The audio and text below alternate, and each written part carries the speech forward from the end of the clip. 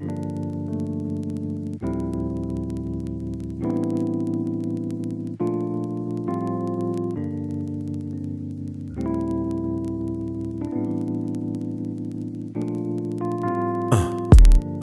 my keeper, my lover, my savior.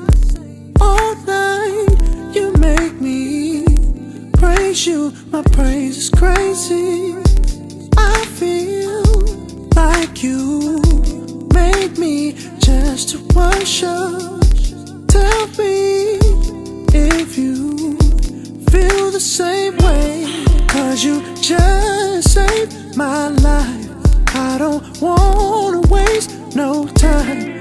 If I had to choose, I know I'm gonna always choose to be with you. 'Cause God, don't you know? God, don't you know you're so wonderful? I wanna give all my love to you, God.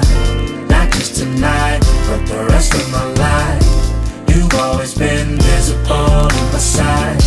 God, don't you know you're so wonderful? I wanna give all my love to you, God. Not just tonight, but the rest of my life. You promised to be always here by my side. You're always here, so I know I'll never miss you. I keep you on my mind. Your spirit was always meant to make me feel secure and help me endure. Tell me if you feel the same way, 'cause you just saved my life. I don't wanna waste no time. God, if I had to choose, I know I'm gonna always choose to be you. 'Cause God, don't you know? God, don't you know you're so wonderful? Hey, Jesus, I wanna give all my love to you, God. Not just tonight, but the rest of my life. You've always been visible on my side. God, don't you know you're so wonderful? I wanna give all my love to you, God. Not just tonight, but the rest of my life. You promised to be always here by my side.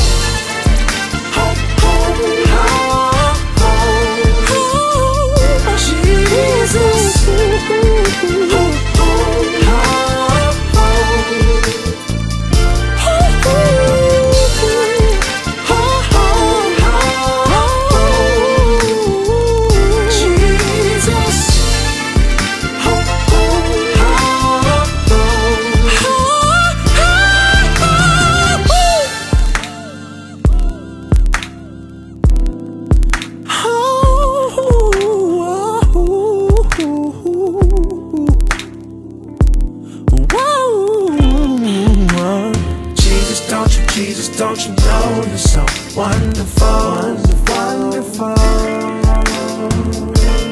Jesus, don't you know you're so wonderful? Jesus, don't you know you're so wonderful, wonderful. Jesus, don't you know you're so wonderful?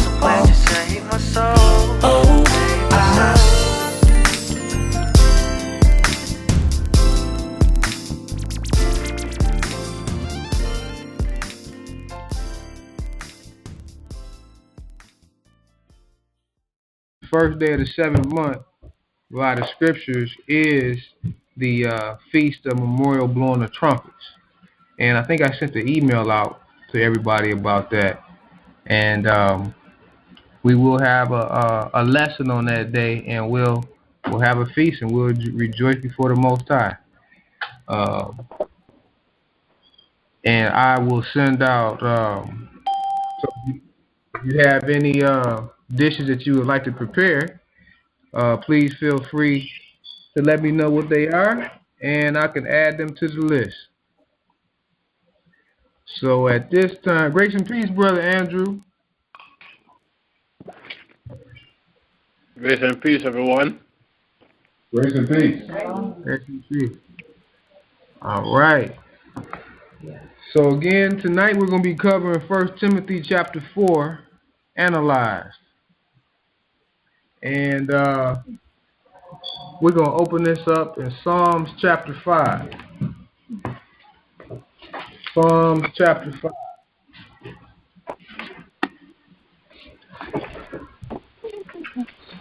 Psalms chapter 5.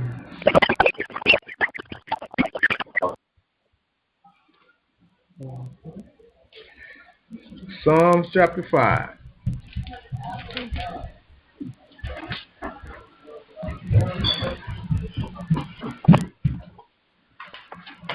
All right, everybody got it? All right. Give ear to my words, O Yahuwah. Give ear to my words, O Yahuwah. Consider my meditation. Consider my meditation. Hearken unto the voice of my cry. Hearken unto the voice of my cry. My King and my El Yah, for unto thee will I pray. My King and my El Yah, for unto thee will I pray. My voice shalt thou hear in the morning. My voice shalt thou hear in the morning, O Yahuwah. O Yahuwah. In the morning will I direct my prayer unto thee. In the morning will I direct my prayer unto thee, And will look up with hope. and will look up with hope. For thou art not an El Yah that have pleasure in wickedness. For thou art not an El Yah who takes pleasure in wickedness. Okay. Neither shall evil dwell with thee. Neither shall evil dwell with thee. The foolish shall not stand in thy sight. The foolish shall not stand in thy sight. Thou hast all workers of iniquity. Thou hast all workers of iniquity. Thou shalt destroy them that speak lies. Thou shalt destroy them that speak decent. Oh, sorry. Let's repeat what I'm saying. Oh, okay. Yahuwah will adore the bloody and deceitful man. Yahuwah will abhor the bloody and deceitful man. But as for me, Me, I will come unto thy house in the multitude of thy mercy. I will come into the house in the multitude of thy mercy. And in thy fear will I worship towards thy holy temple. And in thy fear will I worship thee towards your holy temple. Lead me, O Yahuwah, Lead me, O Yahuwah, in thy righteousness, in thy righteousness. because of mine enemies. Because of my enemies, Make thy way straight before my face. make thy way straight before thy face. For there is no faithfulness in their mouth. For there is no faithfulness in thy mouth. Their inward part is much wickedness. Their inward part is much wickedness. Their throat is an open sepulchre. Their throat is an open sepulchre. They flatter with their tongue. They flatter with their tongue. Destroy thou them, O El Yah. Destroy thou them, O El Yah. Let them fall by their own counsels. Let them fall by their own counsels. Cast them out in the multitude of their transgressions. Cast them out in the multitude of their transgressions.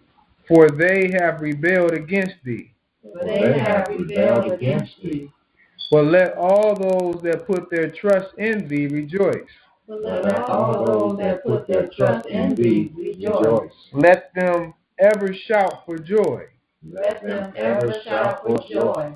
Because thou defendest them. Because thou defendest them. Let them also that love thy name be joyful in thee. Let them also that love thy name be joyful in thee. For thou, Yahuwah, will bless the righteous. For thou, Yahuwah, will bless the righteous. With favor wilt thou compass him as with a shield.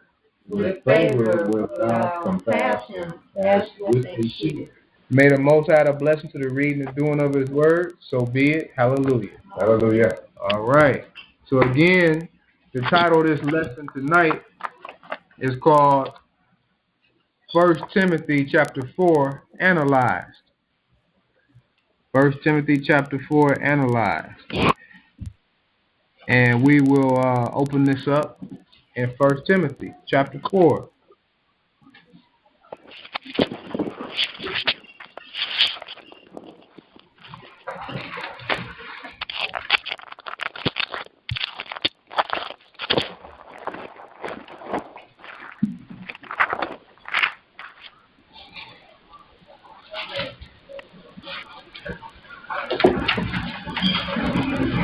First Timothy chapter 4.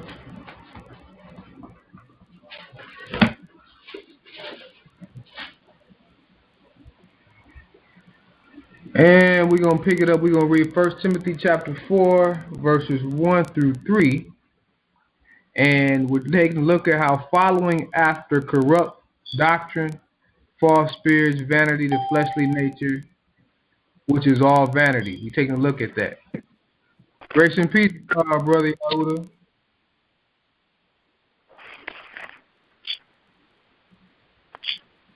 I guess he'll hear. All right. 1 Timothy chapter 4, 1 through 3. And Sister Seema, go ahead. You can read that for us. Now the Spirit expressly says that in latter times some will depart from the faith, giving heed to deceiving spirits and doctrines of demons, speaking lies and hypocrisy, having their own conscience seared with a hot iron, forbidding to marry and commanding to abstain from foods from which God created, to be received with thanksgiving by those who believe and know the truth. New King James Version. All right. So it's talking about in this latter times there will be those that fall after corrupt doctrine, false worship, just like it is today. Many different doctrines. Everybody has their own flavor on how they serve the Creator, but supposedly we have the same scripture but different practices, right? Now let's go take a look at Judges chapter 2.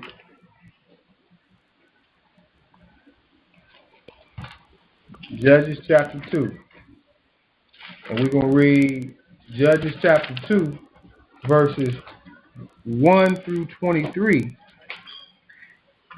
And we're going to take a look at how Yarusalem followed after vanity in time past, just as this Timothy spoke about how people will fall away from the faith.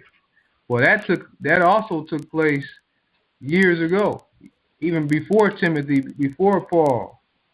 Yarusalem followed after vanity in the past, still do the same thing today.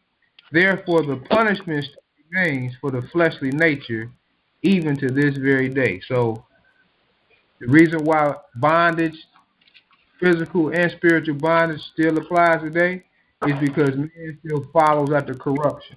That's why. But let's go take a look at that example in Judges chapter 2, and we're going to read verses 1 through 23, and that's going to be on Brother Barnabas. So, Brother Barnabas, you can pick it up as soon as you get it. Judges chapter 2, verse 1 through 23. And an angel of Yahuwah came from Gilgal to Boshem and said, I made you go out of Egypt and have brought you into the land where I swear unto your fathers. And I said, I will never break my covenant with you. And ye shall make no league with the inhabitants of this land. Ye shall throw down their altars. But ye have not obeyed my voice. Why have ye done this? All right, so even back then, the Most High spoke to Yarusalem and told them, look, don't follow after vanity, don't follow after this fleshly man, and tear down their altars. He gave them that instruction years ago. What does man do today? Hold on to the office. Yep, hold on to the corrupt practices. Correct even more. Right. Is continuing to grow, right? Verse 3. Wherefore I also said, I will not drive them out from before you, but they shall be as thorns in your sides, and their gods shall be a snare unto you.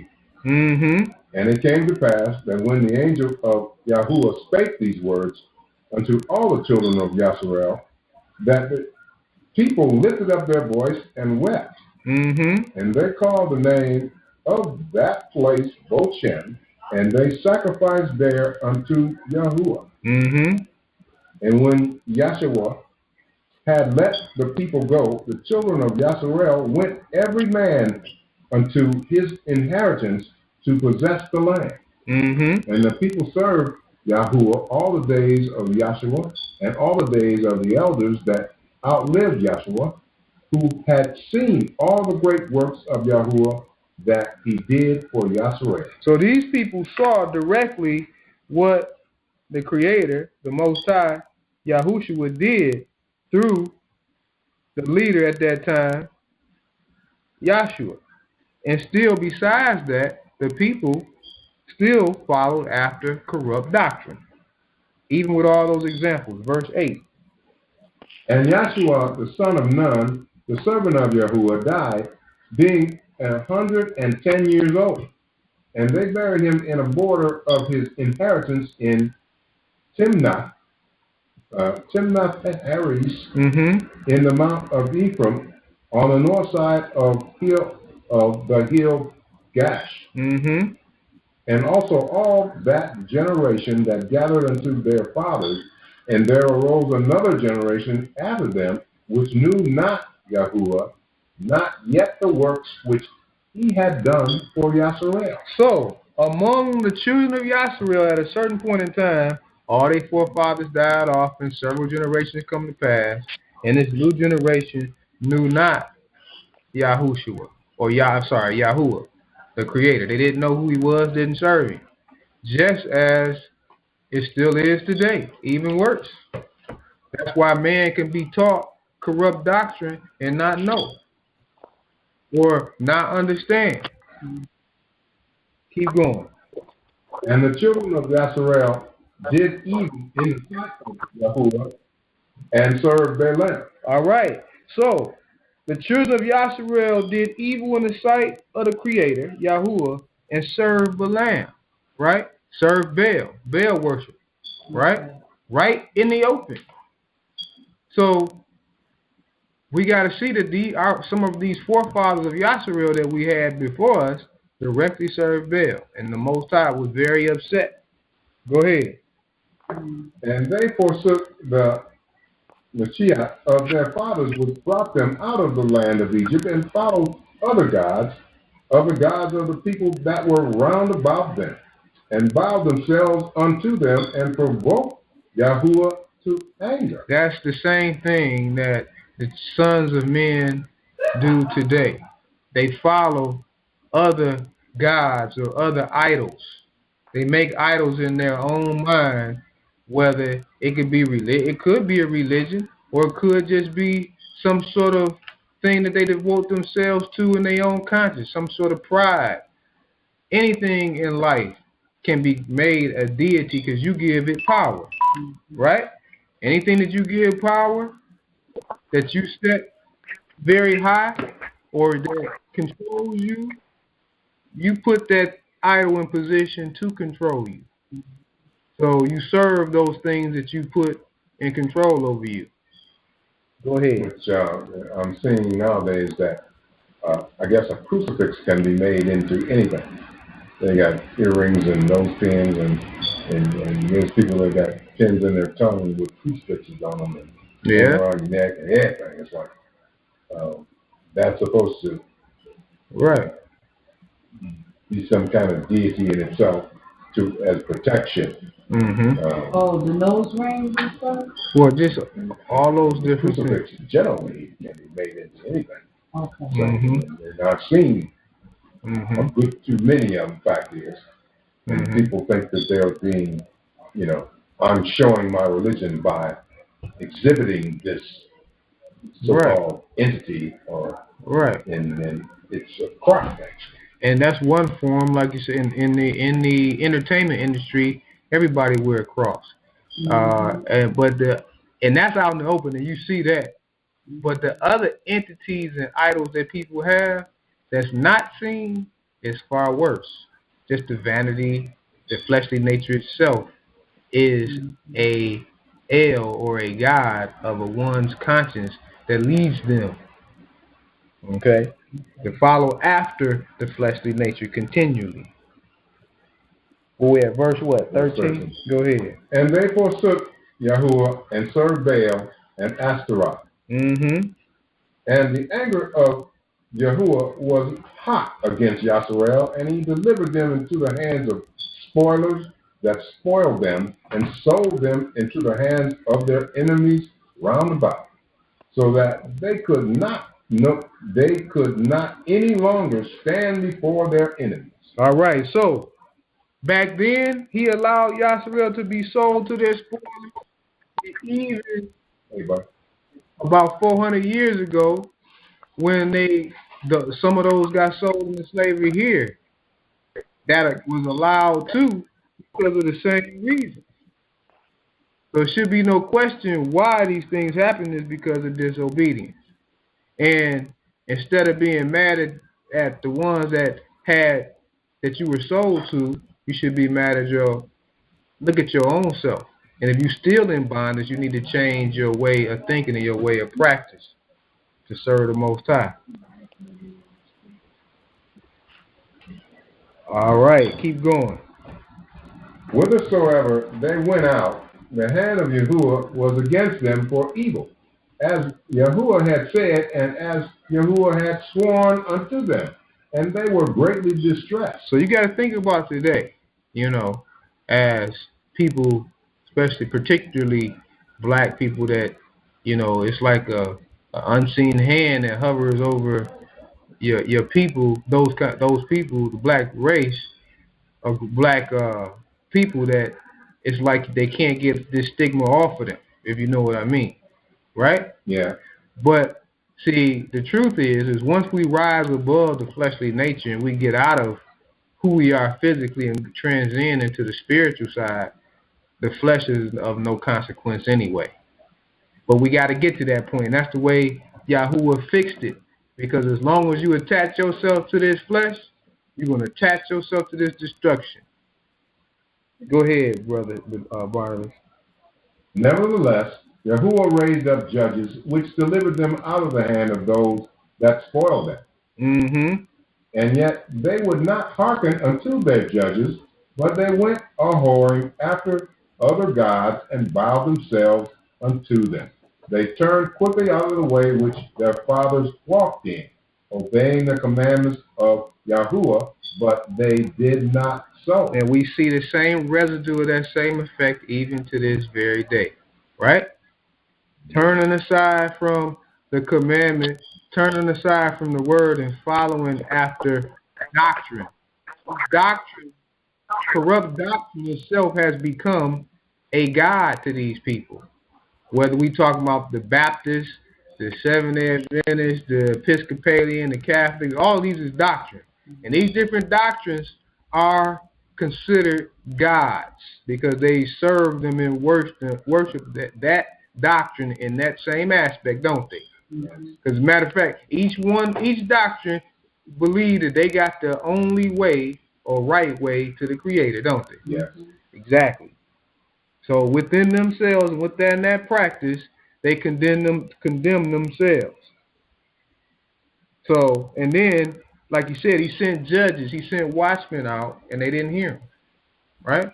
That's why when watchmen and those that speak the truth today, when they speak the truth, the following isn't that big, and people are not trying to hear it. They'll hear it sometimes on an individual basis, but they flesh is counter to the truth. Counter. Go ahead. I mentioned upon exiting work today to that gentleman I gave the aspirin to. Mm-hmm. He mentioned to me, he said, well, how come you haven't legalized your name? And you know what I told him? I said, render unto Caesar that which is Caesar's. And he looked at me and he didn't know what the hell I was talking about. He'll think about it tonight. Well, you answered correctly. Render unto Caesar what Caesar, meaning that who you have become spiritually coming out of Babylon, why would you put yourself back into it to do something like that? Right. I mentioned to him also that was fleshly. Mm-hmm. It's like boy flashed from the forehead. You know what I was talking about. He'll understand by tomorrow. Right. And then there's two different things, legal and lawful. The difference between legal and lawful, legal is when you go through man's system and you go through their court system and you say, boom, you know, you ask permission to get this and you put yourself really back into the same shackles you was in before, which you should. If you're going to do that, why go through the rigmarole of changing anyway? Now, when you do it lawful, all you're doing is telling them, putting them on notice of who you are. It's funny because they recognize that, because they'll tell you in their own law, you don't have to go through the court system to change your name. All you have to do is give public notice. Basically, you don't even have to do that, but if you choose, give public notice informing them of this who you are.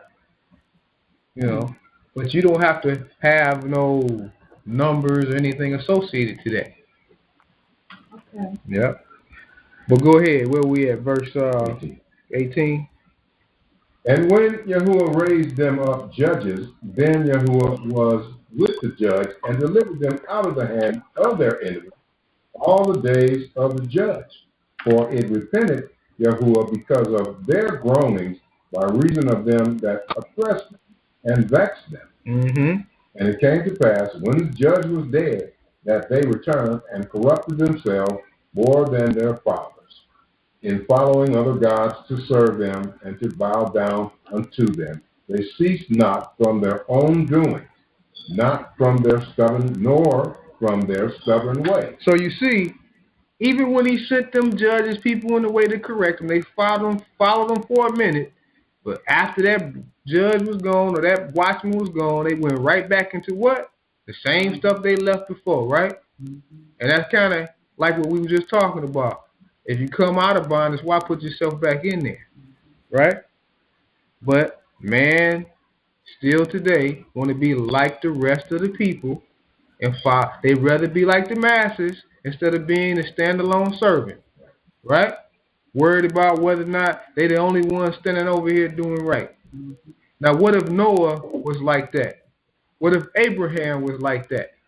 They wouldn't be the patriarchs that they are, would they? Would they? What if the Messiah was like that? Now you look at the example of all the great ones in the scripture, and you will see those that stand as individuals serving the Creator. You don't see them serving the Creator based upon man precepts, do you? No. Exactly. Oh yeah, verse 19, verse 20.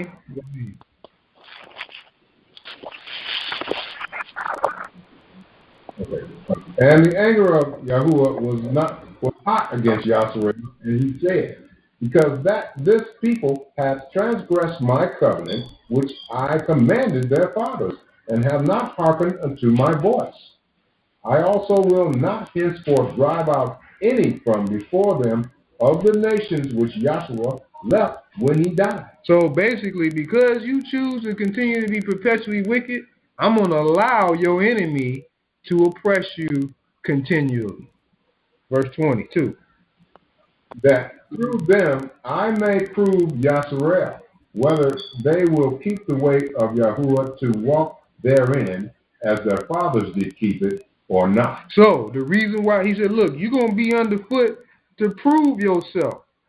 And since you couldn't prove yourself to be righteous when you wasn't underfoot and you was in control, now you're going to have to prove yourself to be righteous while you are in bondage. And that's why man is in bondage to this day, to this man system. All men. And I'm not just talking about Yasharel. I'm talking about every man is in bondage to the system until he proves He gonna have to prove that he gonna serve Yahuwah, fight the system. Y'all follow me? Yeah. You gotta find that inner peace because the Creator is within. And see the trick, I had this discussion at work today. See, Satan was created as an archangel, very high, and had a lot of understanding, being right next to the Father. Right. Now, when the Most High created, well, we know Satan had his flaws where he wanted to rise above him, but when the Most High created man in the image of the Most High, he created man to become as the Creator. People don't understand that. If you are a child of the Creator, just like if you a child of any man on this earth, one day you're going to grow into be that same kind of man that you came from, right? But if you're a child of the Creator, you were created to be over angels, even over Satan. But what Satan knew, he knew that, but you didn't know that. So therefore, when he corrupted the seed of Adam and Eve, he blinded them through their own desire to where they couldn't see who they were. They couldn't see who they were. So, see, that's why many don't understand the power. Right. Death and life is in the power of the tongue. They don't have that power, but guess who has it? You do. You can speak life or you can speak death. You can speak yourself continually in bondage and apply your heart and your ways in bondage. You can apply your heart and ways to righteousness and to life. See, that's why we'll say greater is he that's in the world, because the power of the Creator is within. You were created to be the child of the living El Yah, but instead we cast our pearls to swine and become sons of men. You follow me? All right, you read verse 23? Okay. Verse 23. Therefore, Yahuwah left those nations without driving them out hastily, neither delivering he them into the hand of Yahshua. All right. So now we understand why Yasrael of old was underfoot. Therefore, you should understand why today the sons of men are still underfoot to the system. One, that's what they give themselves over to. They chose their own destiny, just as man chooses his own destiny today. All right, let us continue. Let us go to 2 Kings chapter 23. 2 Kings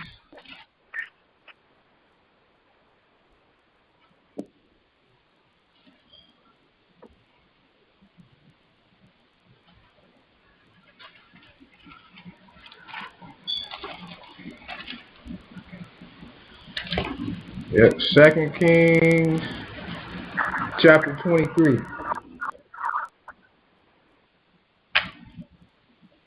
2 Kings 23.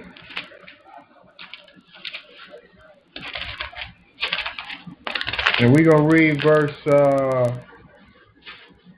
1 through 7 and 11 through 37. 2 Kings 23. 1 through 7 and 11 through 37. And we're going to take a look at how just as the abomination was destroyed from within in the temple back then, so shall the abomination be destroyed in you, as you being the temple of the Most High today. The only way you're going to be the child of the Most High, the abomination got to be destroyed from within. So let's take a look at that example. Let's go to 2 Kings chapter 23 and let's read verse 1 through 7. And that's going to be on Sister Nasia. And the king sent, and they gathered unto him all the elders of Yahudah and of Yarusalem. And the king went up into the house of Yahudah, and all the men of Yahudah, and all the inhabitants of Yarusalem with him, and the priests and the prophets, and all the people, both small and great. And he read in their ears all the words of the book of the covenant which was found in the house of Yahuwah. And the king stood by a pillar and made a covenant before Yahuwah to walk after Yahuwah and to keep his commandments and his testimonies and his statutes with all their heart and all their soul, to perform the words of this covenant that were written in this book. And all the people stood to the covenant. Mm-hmm. And the king commanded Hilkiah the high priest, and the priests of the second order, and the keepers of the door, to bring forth out of the temple of Yahuwah all the vessels that were made for Baal, Mm-hmm. and for the sacred poles, and for all the hosts of heaven. And he burned them without Jerusalem in the fields of Kidron, and carried the ashes of them unto Bethel. So this king commanded the high priest of all the orders in the temple to bring out all those vessels, those idols that was in the temple, to be destroyed. Now, are ye not the temple today of the great Yahoo? Yes. And if you are that temple today, can you keep idols within you? No. They got to be brought out and destroyed. That's what we're looking at. That's the principle of the matter, even what we're reading right now. Verse 5. And he put down the idolatrous priests, whom the kings of Yehuda had ordained to burn incense in the shrines in the cities of Yehuda, and in the places round about Jerusalem. Then also that burned incense unto Baal, to the sun, and to the moon, and to the planets, and to all the hosts of heaven. So we know that we use the moon is used to determine the months, and we know the sun governs the day. But these people was worshiping these celestial bodies as deities. They made them idols very quickly, just like today. You got different religions and cultures that do the same thing today, don't they? Yes. Verse 6. And he brought out the sacred pole from the house of Yahuwah without Jerusalem unto the brook Kidron, and burned it at the brook Kidron, and stamped it small to powder, and cast the powder thereof upon the graves of the children of the people. And he brake down the houses of the male temple prostitutes that were by the house of Yahuwah, where the woman wove hangers for the sacred pole. So they had prostitutes even in Yasharel back then. So we know if you go study Catholicism, the Catholics, they allow prostitutes to happen. They allow priests to partake in prostitution. If you read the history of Martin Luther, that's why he left the Catholic Church, right? But my whole point in bringing that up is the Catholics wasn't the start of that. Who we reading started that? We reading who started that, right? Right, one of the children. So we gotta look one of them children down the street. We gotta look at where it originated from and deal with our own understanding on these things and get our mind right so that we don't fall back into that snare. Quinn. All right, we're going to skip down to verse 11. And he took away the race horses that the kings of Yehuda had dedicated to the sun at the entering of the house of Yahuwah, by the chamber of Nathan the king's chamberlain, which was in the suburbs, and burned the chariots of the sun with fire. Mm-hmm. And the altars that were on the top of the upper chamber of Ahaz, which the kings of Yehuda had made, altars Manasseh had made in the two courts of the house of Yahuwah. And the king beat down and brake them down from them, and cast the dust of them into the brook Kidron. So all these altars that we're reading about today, they represent all these idols that we keep in ourselves that got to be broken down. Some sort of pride, vanity, whatever it is, got to be broken. It has to be gone. Verse 13. And the shrines that were brought before Yarusalem, which were on the right hand of the mount of corruption, which Solomon the king of Yasharel had builded for Ashtoreth, the abomination of the Zidonians, and for Chemosh, the abomination of the Moabites, and for Milcom, the abomination of the children of Ammon, did the king defile. So we see Solomon built all kind of shrines and altars to all these different kind of idols, these deities, right? Just as man does today. He may not have these kind of names for them, but they call envy, lust, desire, pride, all the list keep on going and going and going. All these idols is made in man today. Verse 14. And he brake in pieces the images, and cut down the sacred poles, and filled their places with the bones of men. And notice the king is doing this, right? The king is breaking or having all this broken up, right? Well, who is the king in us but the Messiah? Yahushua, right? And he break up all them idols in us too and put them out, don't he? If we're going to be obedient to him. Verse 15.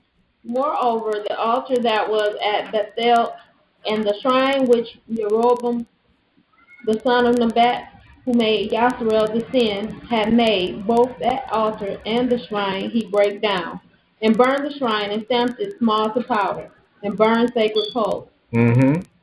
And as Josiah turned himself, he spied the sepulchres that were there in the mount, and sent and took the bones out of the sepulchres, and burned them upon the altar, and polluted it, according to the word of Yahuwah, which the man of Eliah proclaimed, who proclaimed these words. So this King Josiah, he was cleaning up.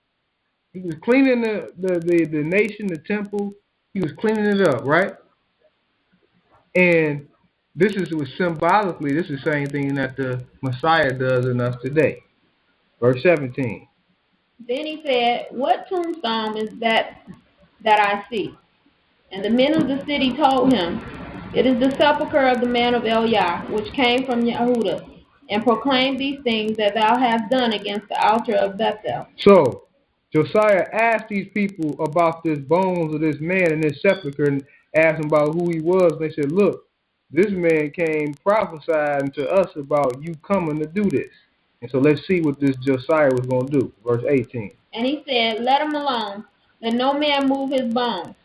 So they let his bones alone, and the bones of the prophet that came out of Samaria. Mm-hmm. And all the houses also of the shrines that were in the cities of Samaria, which the kings of Yasreel had made to provoke Yahuwah to anger, Josiah took away, and did to them according to all the acts that he had done in Bethel. Mm-hmm.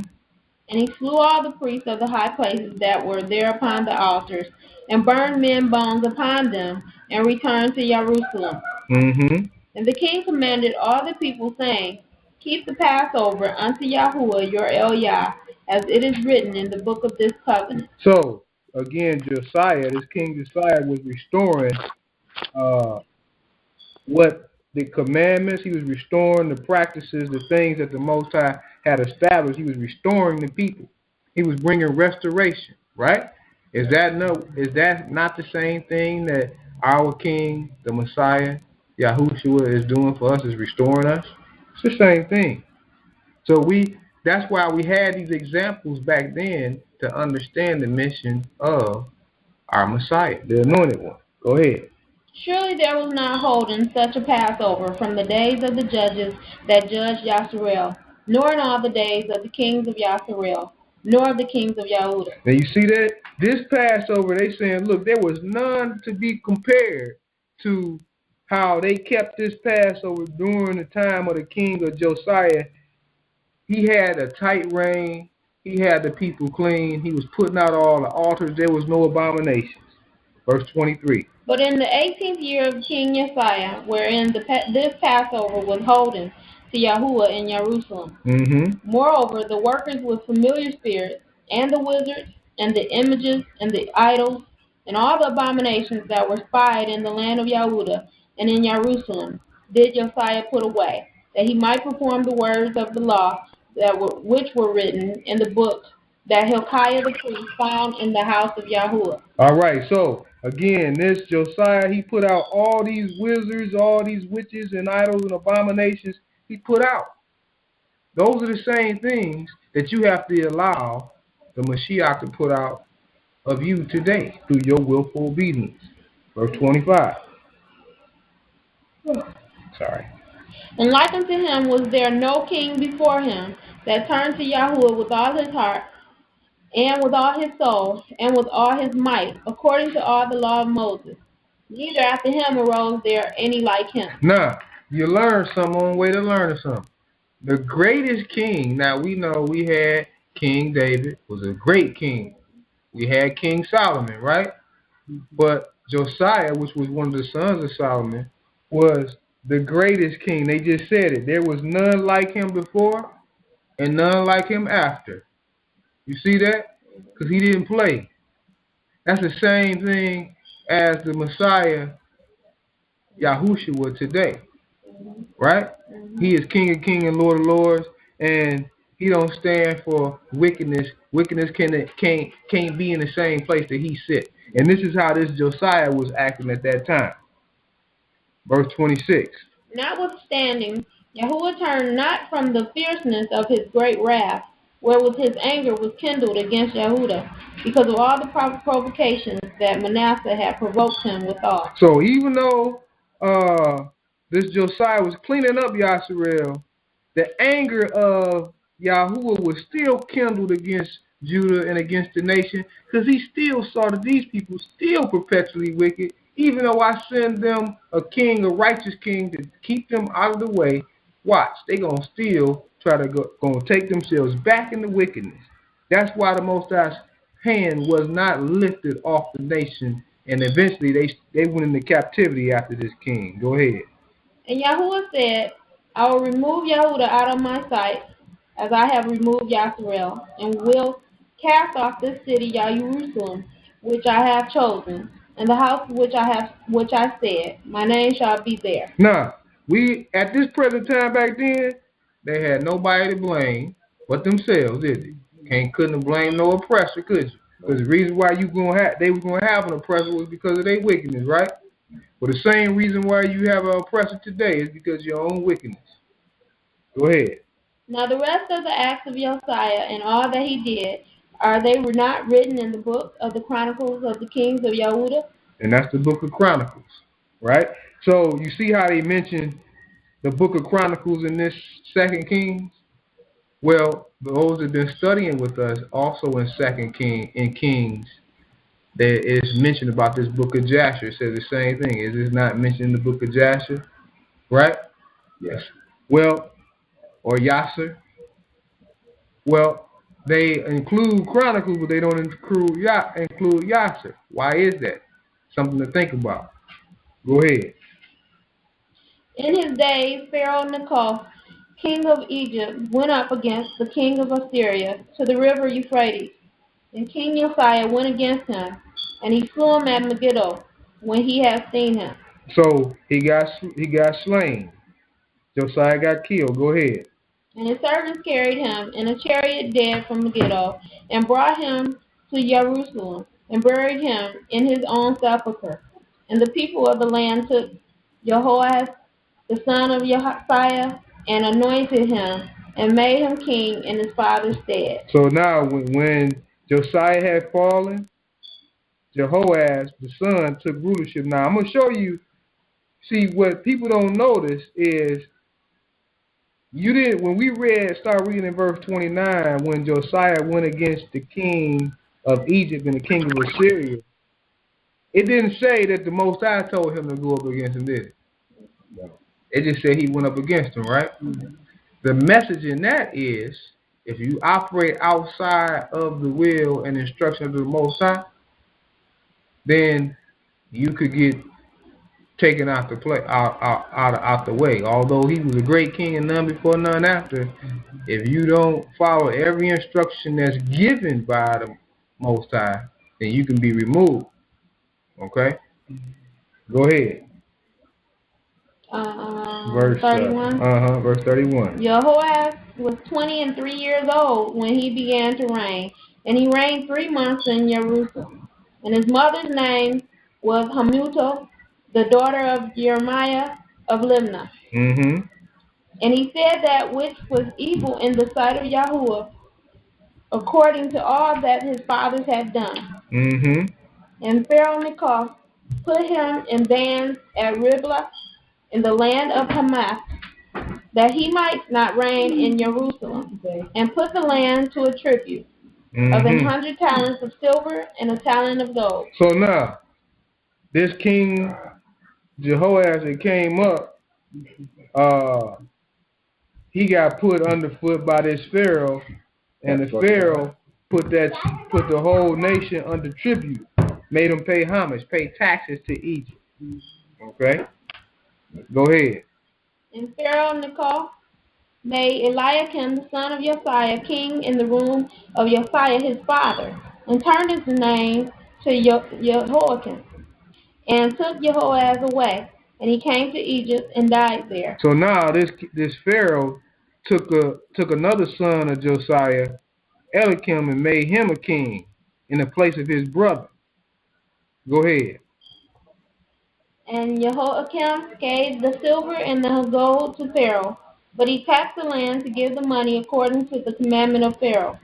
He exacted the silver and gold of the people of the land, of everyone according to his taxation, to give it unto Pharaoh Necho.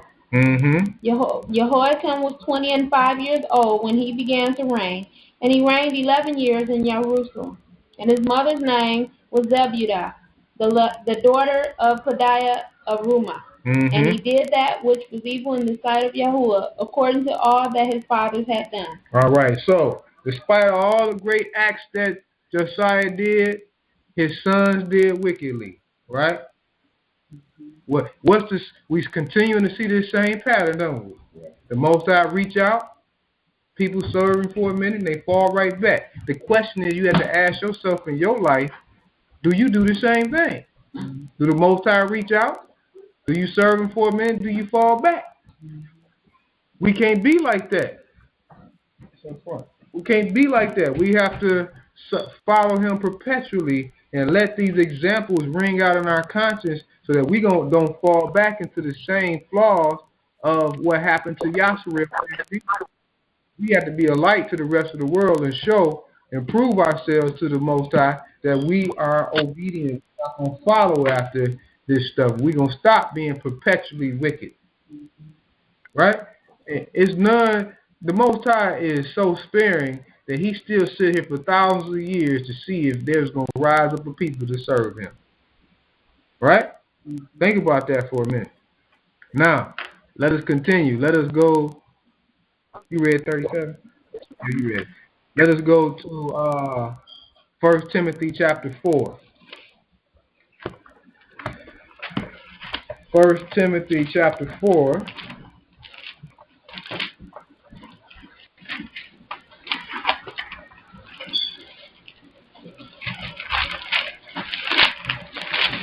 And we're going to read verses 4 through 5.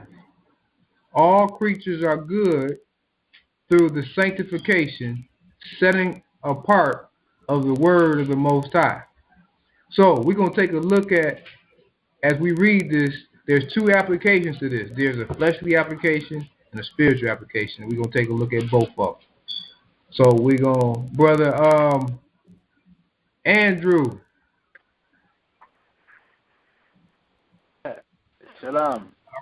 Shalom, shalom. Would you like to read 1 Timothy chapter 4, 4 and 5?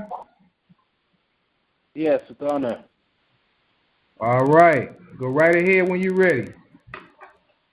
For every creature of the Most High is good, and nothing is to be refused if it is received with thanksgiving. For it is sanctified by the word of the Most High and prayer. All right. So it says, for every creature of Yahuwah is good, and nothing to be refused if it be received with thanksgiving. Now, let us understand that right for a second. Every creature that the Most High created is good. Even the swine, even the shrimp. Everything is good. You know why? Because it's good for its purpose. It's when we do things outside the purpose is when we fall in trouble. Just like I just showed you that example when King Josiah got slain, right? If you operate inside the purpose and the will of the Most High, everything is good. But when you take even what is righteous and operate outside the purpose of the Most High, then it's corrupt, right? Right.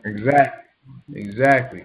So it's sanctified by the word of Yahuwah and prayer.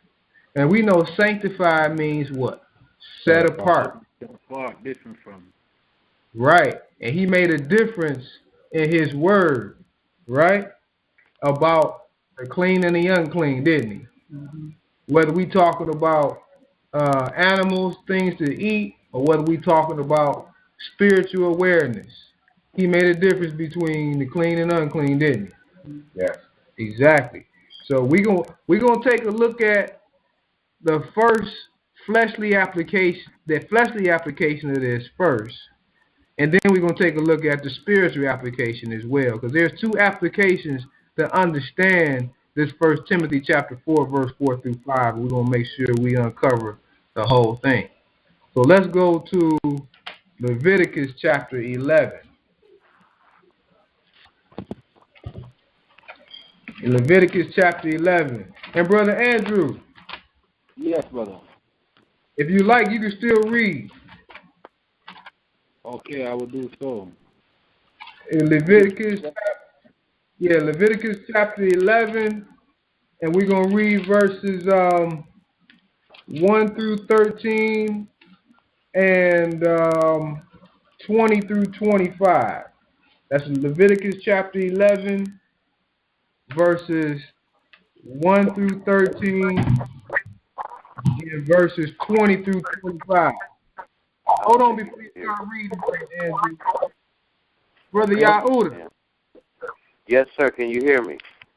I can hear you. Hello? The reason why, can you hear us? Yeah, I can hear you very well, but when I spoke, I don't think you could hear me.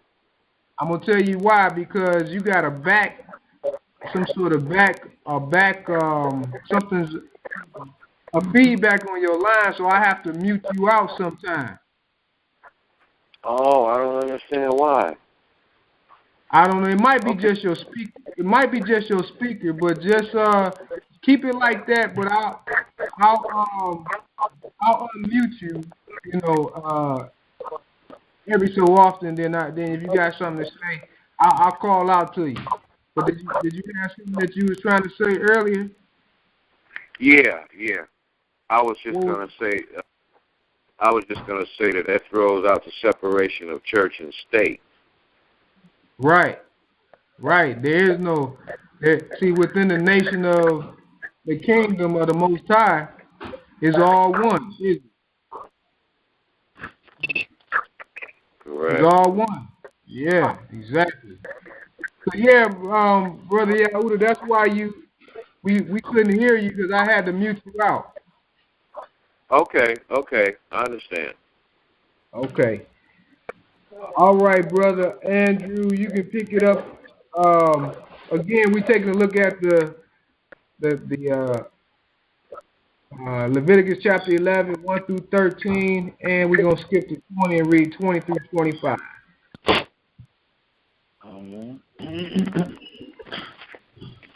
Okay, and the Creator spake unto Moses and unto Aaron, saying unto them, Speak unto the children of Yarusalem, saying, These are the beasts which ye shall eat among all the beasts that are on the earth.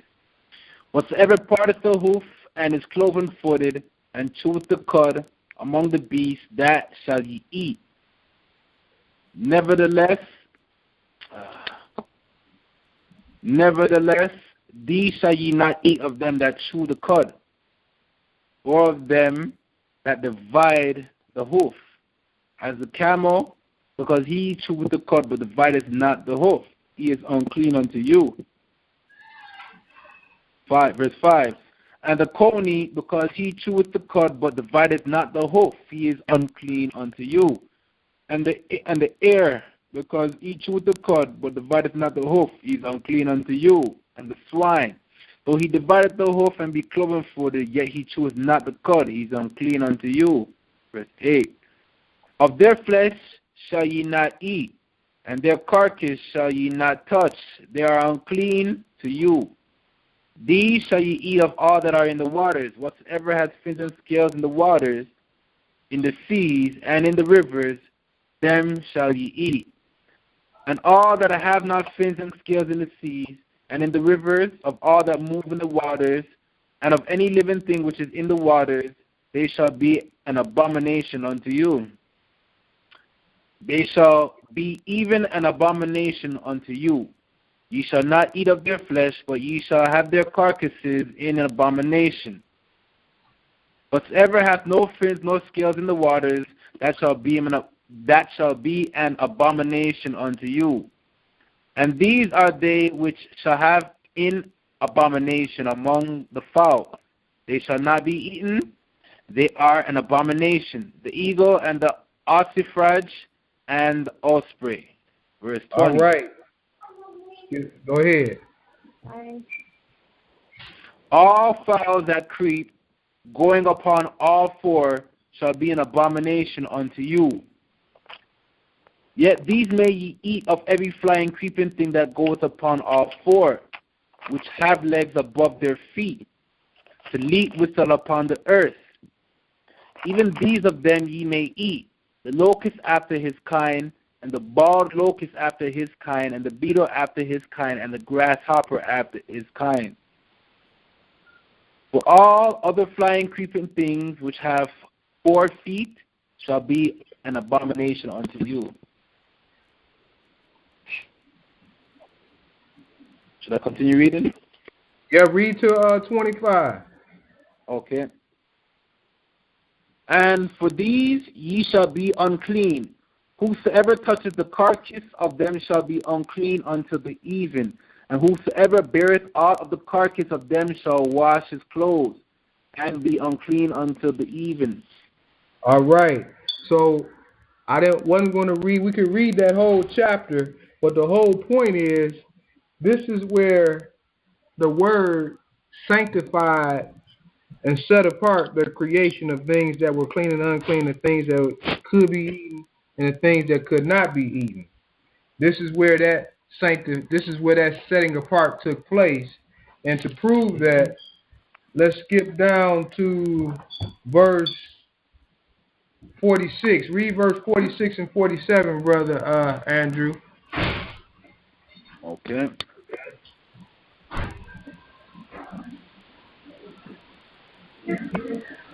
(46 and 47). This is the law of the beast, and of the fowl, and of every living creature that moveth in the waters, and of every creature that creepeth upon the earth, to make a difference between the unclean and the clean, and between the beast that may be eaten and the beast that may not be eaten. So, the Most High set a difference. He set it apart. Isn't that what sanctification is? Yes. He created a difference between the things that may be eaten and the things that may not be eaten.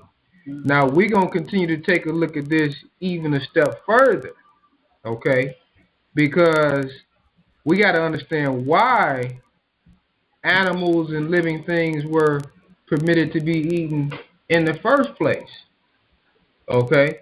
Because in the beginning, we're going to see that man wasn't even eating flesh, period. Right. But because of man's heart, man's desire, the Most High allowed it. But it's actually done so you can put to memory what you have to do to eat flesh. What's the first thing you got to do to eat flesh? You have to kill. But... You got to kill it, right? Yeah. Exactly. Now, killing, that means that, think about the life of an animal, of a chicken, or whatever it is that we see animals as. We sometimes make them to seem insequential, in that their life mean nothing. They just here for me to consume. Although the Most High gave you dominion over it, He has dominion over it too, doesn't He? Yes. And in the beginning, when the Most High had dominion over it, you didn't see Him eating those things. Mm-hmm. As a matter of fact, we can show you that the herb was the meat. And when you see meat means substance. That's what meat means. It does not have to mean flesh. Meat does not necessarily have to mean flesh. Okay? Meat is substance. So, when you kill, so we're going to take a look at that and analyze that, because the Most High told the end from the beginning. The question is, which we're going to look at, is where is he taking us back to? Is he taking us back to a point where we started off at? Because we've been under these things we've been doing for an example. Like, for example, think about the Passover and how they had to sacrifice a lamb, right? And the priest had to sacrifice a lamb. They had to roast it with fire, right? They had to burn it, and they had to eat it. Yeah, within a certain amount of time in haste, right? Well, who is our lamb today? The Messiah. Yahushua, right? Therefore, we know that we don't have to go out there and sacrifice a lamb to eat it. Because what you got to do, what do you have to do to eat a lamb? You got to sacrifice it. You got to kill it. Yeah. Right? Right. But right. Go ahead, brother. Andrew. Yeah, you know what's funny? This is actually just come back. I remember we was in the New Yarusalem class, and you read that law that spoke about when you have to go use the number 2, you're supposed to go outside of the camp and then cover up your duties with the earth, pretty much. Right. Even when they had to sacrifice the lamb on the Passover, or when the priest would have to do it on a daily basis, it was signifying that the people would put their sins upon this animal, and then the lamb would take the sins up to the Most High and cleanse the Most High, and then they're supposed to consume the same land that they put the sins upon, and then the excrement will come out, or the sin will come on out. But it's like they're renewed now. They're renewed from them understanding what they have done wrong and no longer doing it no more. And even like, as you made mention before, when you said an animal is used, our animals is good once it's used in its proper purpose. But that king that we read that died, when he went up against the Egyptian king, Josiah, Josiah, he himself, I know it's somewhere else in either the Chronicles or even the Apocrypha where the Egyptian king actually speaking, and he says something like, "Why do you come up against me? For my war is not with you, and you know it is your power that has given me this might for me to go smite the Babylonians or the Assyrians, however you want to call them to be." So after Josiah had passed, Joachim, who really is a Lycan but had his name changed from the Babylonian king. Mm-hmm. So even that lets you know, say, the Most High allows the enemy to say, the Most High allows other nations to carry on his own judgment towards Yisrael.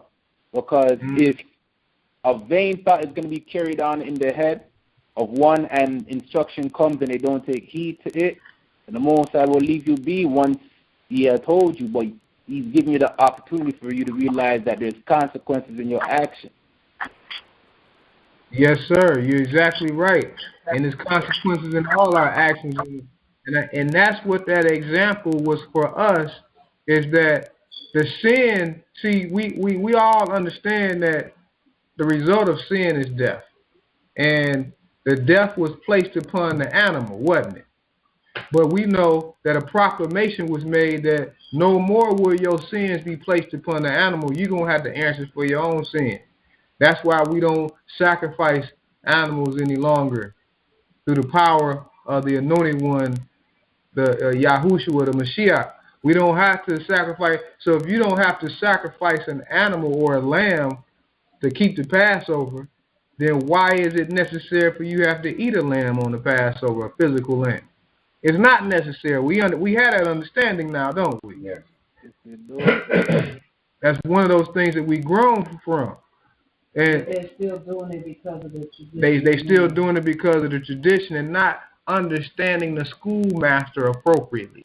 And when I say schoolmaster, I'm talking about the whole point of sacrifice. They missed the point, get caught up in the ritual. That's why you have these so-called Hebrew Israelites still sacrificing, still telling you that if you don't eat a lamb on the Passover, you're wrong. And they go so far as they'll put it away on the 10th day, whether they purchase it or have it killed or slaughtered, or what set it apart on the 10th day to be slaughtered. They go through that whole, right, they go through that whole practice, right? Because the Most High is tired of seeing ceremonial practices. He want to see you do the right thing because you want to love and obey him, period. See, man natures get caught up in ceremony and ritual, right? Yes. That's what he do all the time. Fleshly pursuits. Exactly. That's why man can't be, it's hard for man to be a standalone servant because he's too worried about ritual customs and practices, right? So we know that the feast days is kept in truth when we honor the Creator, right? And do that which is right before him and before the world. So what man continues to do is they continue to take these feast days and corrupt them, not understanding what they're doing. Bringing the blood of the Messiah even to an open shame even today. They all the people, you hear them, you know, and I forgive them for not knowing his real name, but they call on Jesus, say they got Jesus in them, or say that's their king, but they turn right around and do wicked, don't they? Right? Isn't that the same thing what we was reading? We was just reading that, right? Yes. Mm-hmm. And it's still the same today. So what we got to see as children of the Most High, it's time to stop. See, at a certain point, the sins of man will reach its apex into the Most High. It's a smoke in his nose, and soon he gonna cut it off and say, "I'm done. Whoever is in. Whoever is out is out." Okay. So we can't play with the Most High. We can't play with the Creator. We have to be real. So, yeah, we're going to go and continue to take a look at this fleshly application, though, of the sanctification of these animals and go back and look at how we were before we were permitted, it was allowed for us to eat animals. And the reason why we were allowed to, because you got to remember, sacrifices did not start until after the fall, right? We didn't read the first sacrifice of man was with Cain and Abel when Abel had a sacrifice, didn't he? And Cain was jealous, right? Well, those sacrifices was not necessary till after the fall, after man fell from his bright nature. So these sacrifices was done to put you at memory, to memorialize how you have sinned so you don't go back and repeat the same thing. And the reason why you had to eat it, wasn't supposed to be pleasurable for you to eat it. That's what my point is. It wasn't supposed to be pleasurable. You're supposed to look at this innocent animal taking on your sins, and then you going to kill it, roast it with fire, and then you going to consume it. And as Brother Andrew eloquently said, then your body, it passed through the bowels and your sin supposed to pass out of you, right? But see, instead, man, look at it. Oh, yeah, we about to have this lamb. We about to go ahead and we going to party. We going to eat, right? Not looking at the significance of what was going on. But the Most High is raising us to a higher level of conscience today. And if we can see it, we can hear. If we can have ears to hear, we can hear the Spirit speak to our conscience. Okay? So let's continue to look at that. Let's go to Genesis. The roasting and the eating was condemnation, and now it's rise to the heights of being a party. Exactly. Let the party continue. That's where man is at. Not seeing the forest for the trees. Man is his own enemy. Now, let's go to Genesis chapter 1. And let's take a look at what it says in the beginning. Genesis chapter 1. And Sister Elubeth.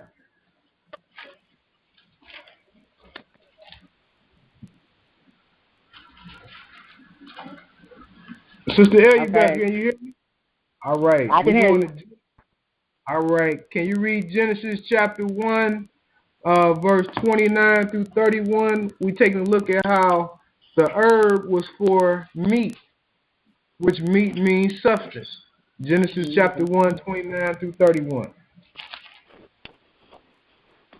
And Yahuwah said, Behold, I have given you every herb bearing seed, which is upon the face of all the earth, and every tree, and tree in the which is the fruit of a tree, yielding seed to you, it shall be for meat.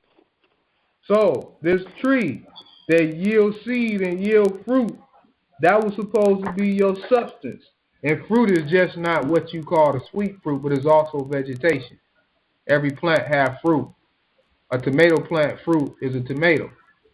A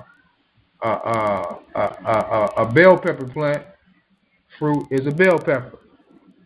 Go ahead, verse 30. And to every beast of the earth, and to every fowl of the air, and to everything that creepeth upon the earth, wherein there is life, I have given every green herb for meat, and it was so. So for everything that had life in itself, meaning blood flowed through his body, he gave the herb for its food, for its meat, for its substance. Isn't that clear? That's clear. That's clear, and that's before man fell, wasn't it? Right. And that's what this is when man was still in the image of El Yah. And we supposed to be going back into that image of El Yah, right? Y'all gonna learn something today, because I'm gonna show you something. Verse 31. And Yahuwah saw everything that he had made, and behold, it was very good, and the evening and the morning were the sixth day. So it's clear that in the beginning, the substance for all living things was supposed to be the vegetation. Okay? Now, let's continue. Let's go to Genesis chapter 9. Now, when we get into Genesis chapter 9, now we're getting into after man had fallen. If you continue reading Genesis chapter 2 and chapter 3, in Genesis chapter 3, that's when Adam and Eve fell from their bright nature and took on a fleshly nature. Okay? So now, man is given over to his lust and desire. His lust, man, fleshly nature lusts to eat flesh. Period. Let's go to Genesis chapter 9, and we're going to read 1 through 9. Genesis 9, chapter 9, we're going to read 1 through 9. Is Sister Bina with you? Yes. All right, Sister Bina, if you like, you can read for us Genesis chapter 9, 1 through 9. And we're going to take a look at how all things without blood that move you shall eat. If you kill an animal or a man, man's blood or life is required. We're going to understand this Genesis 9 and 1 through 9 and how it applies to us today. All right, when you get a chance, read it. Okay. And Yahuwah blessed Noah and his sons, and said unto them, Be fruitful and multiply, and replenish the earth. And the fear of you and the dread of you shall be upon every beast of the earth, and upon every fowl of the air, upon all that moveth upon the earth, and upon all the fishes of the sea. Into your hand are they delivered. All right, now hold it for a second. Now, what he doing is he taking them. See, when man had fallen under Adam, man was doing all kind of corrupt stuff so bad that the Most High had to destroy the earth. We can only imagine some of the things that they was doing. They probably was mating with animals and doing all kind of stuff, crazy stuff. It was probably all kind of stuff going on. And so the Most High destroyed it. So what he was doing was kind of giving Noah control over the over these his creation again. Verse 3. Every moving thing that liveth shall be meat for you. Even as the green herb have I given you all things. Now But flesh. Notice, I want y'all to pay attention to this. It says, every moving thing that liveth shall be food for you. Even as the green herb have I given you all things. Now, verse 4 going to clarify this. Go ahead. But flesh with the life thereof, which is the blood thereof, shall ye not eat. All right, now let's pause for a minute. It says, although everything that moves is food for you, or meat for you, even as the green herb, I give you all things. Grace and peace, Brother Jeremiah and Sister Jennifer. Grace and peace. How you doing? We at Genesis chapter 9, and we reading 1 through 9, and we just on verse 3 right now. Okay, thank you. All right. And so now in verse 4 it says, but flesh. It got specific now. When he's talking about flesh, he's talking about all flesh, right? He say, but flesh with the life which is in the blood shall ye not eat. So what he was saying was everything that had life with blood you should not eat. Now, that gets into certain insects. I was just having this conversation with my wife when we went fishing not too long ago. There's certain insects that don't have blood, that move. Okay? And we're going to keep reading. I'm going to show you that certain insects were permitted to eat, the ones that didn't have blood. Even today. Like beetles and grasshoppers and things like that. Okay? Yeah, that don't have blood. Now, there are certain insects that do have blood, right? But he's clear. The Most High is clear. He said the flesh that had life, which is the blood, those are the things that you shouldn't eat, right? Now, that means that everything that have, whether it's a chicken, whatever it is, you shouldn't be eating if it got blood. But the Most High knew that man still had a desire to eat flesh despite of this, what he was giving them, right? So he put a law in place. Whereas if you do this outside of what I tell you, something is going to be required. And I want you to read verse 5 because we're going to understand verse 5. Go ahead. And surely your blood of your lives will I require. At the hand of every beast will I require it. And at the hand of man, at the hand of every man's brother will I require the life of man. All right, so what he's saying is here, and surely your blood of your lives will I require at the hand of every beast. Meaning that if you kill a beast, there is a law against you. Now, I'm going to tell you what that law is. I want y'all to notice something in Scripture. Think about all of y'all that have been students of the Bible and reading the Bible. What is the one thing that we saw with man from the time of Adam to now that got shortened? Life expectancy. Life expectancy. Right? The oldest man that lived was Methuselah, was 969 years old, right? And now today, you do good if you get 70, which is 70 years, right?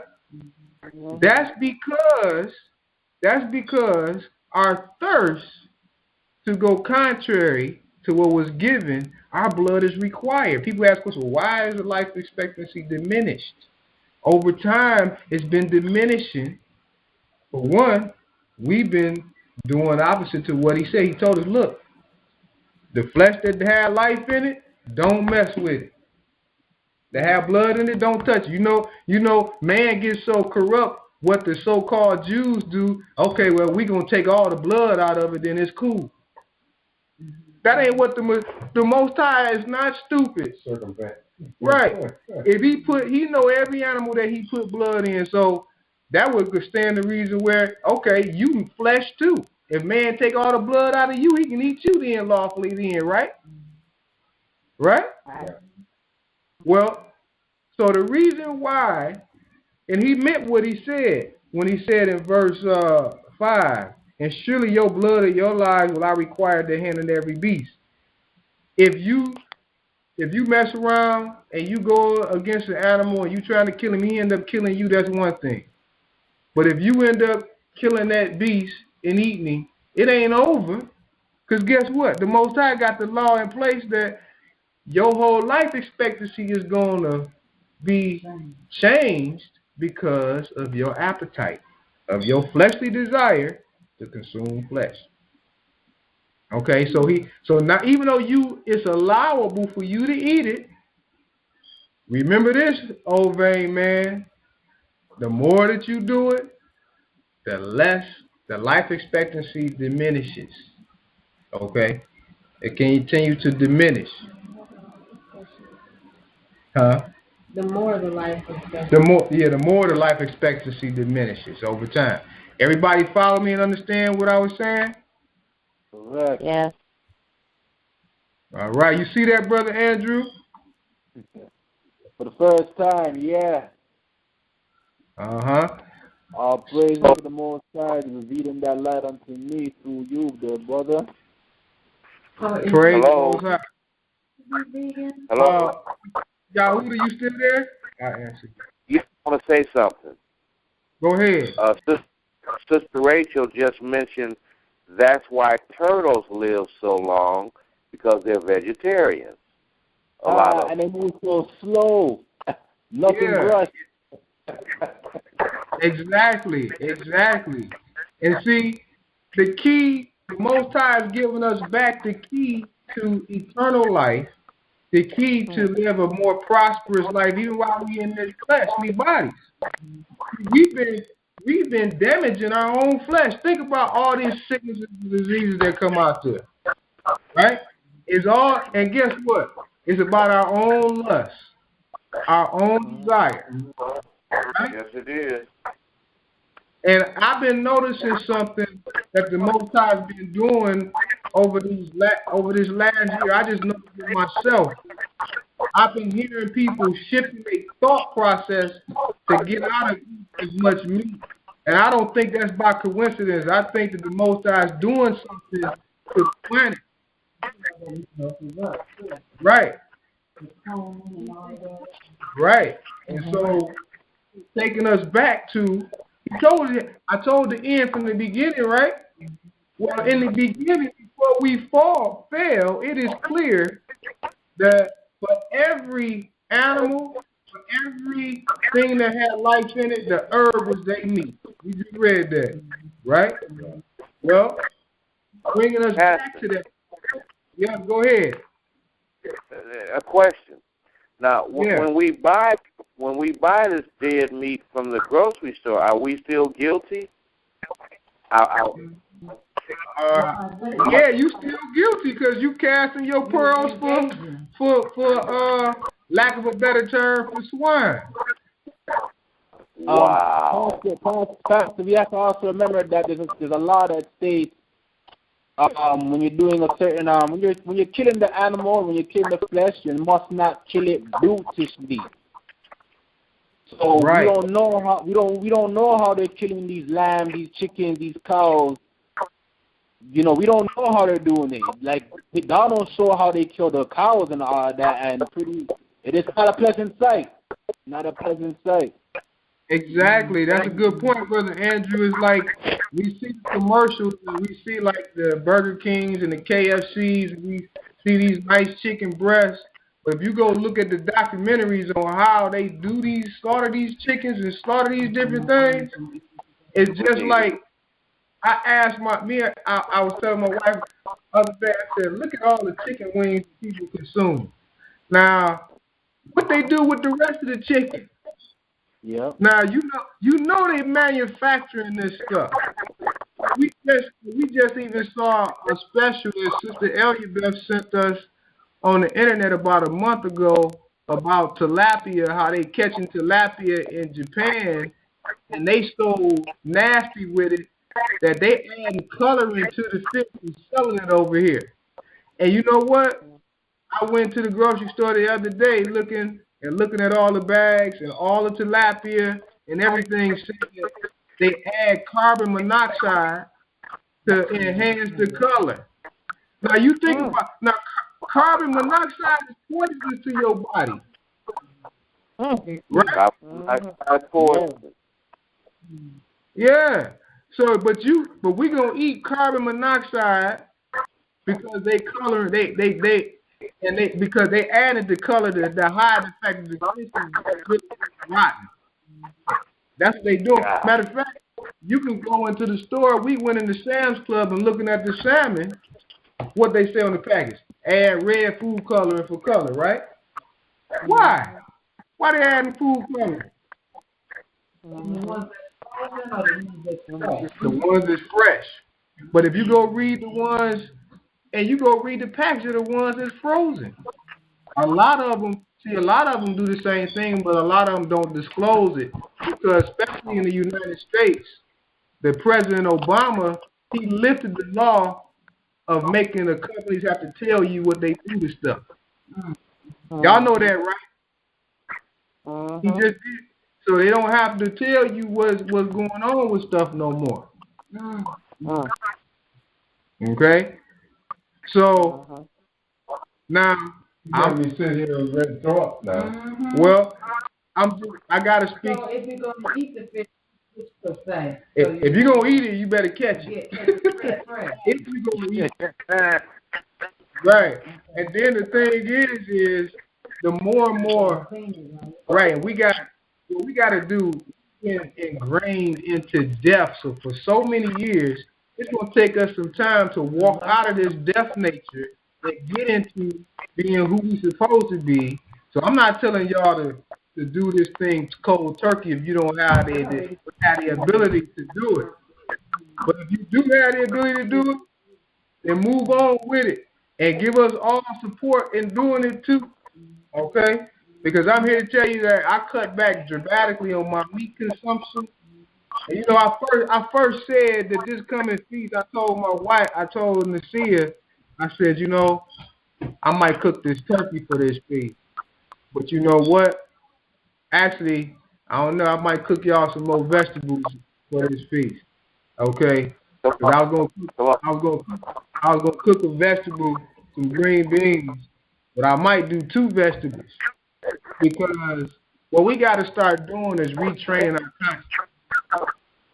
Because if I cook that turkey, it'll be me who's cooking the turkey, and as me, the Most High speaking with me, I have to lead by example too. Okay? So it is a big shift, but we have to slowly shift into this thing. Okay? But do y'all all understand what I'm saying? Yes, sir. Y'all see this, right? Sir. And y'all know that when we become born again means you going back into your spiritual nature, back into the nature that you was before the fall. And if we go back into a spiritual nature, then we have to exemplify what the Creator made the earth to be when it was at the beginning. See, it's like this.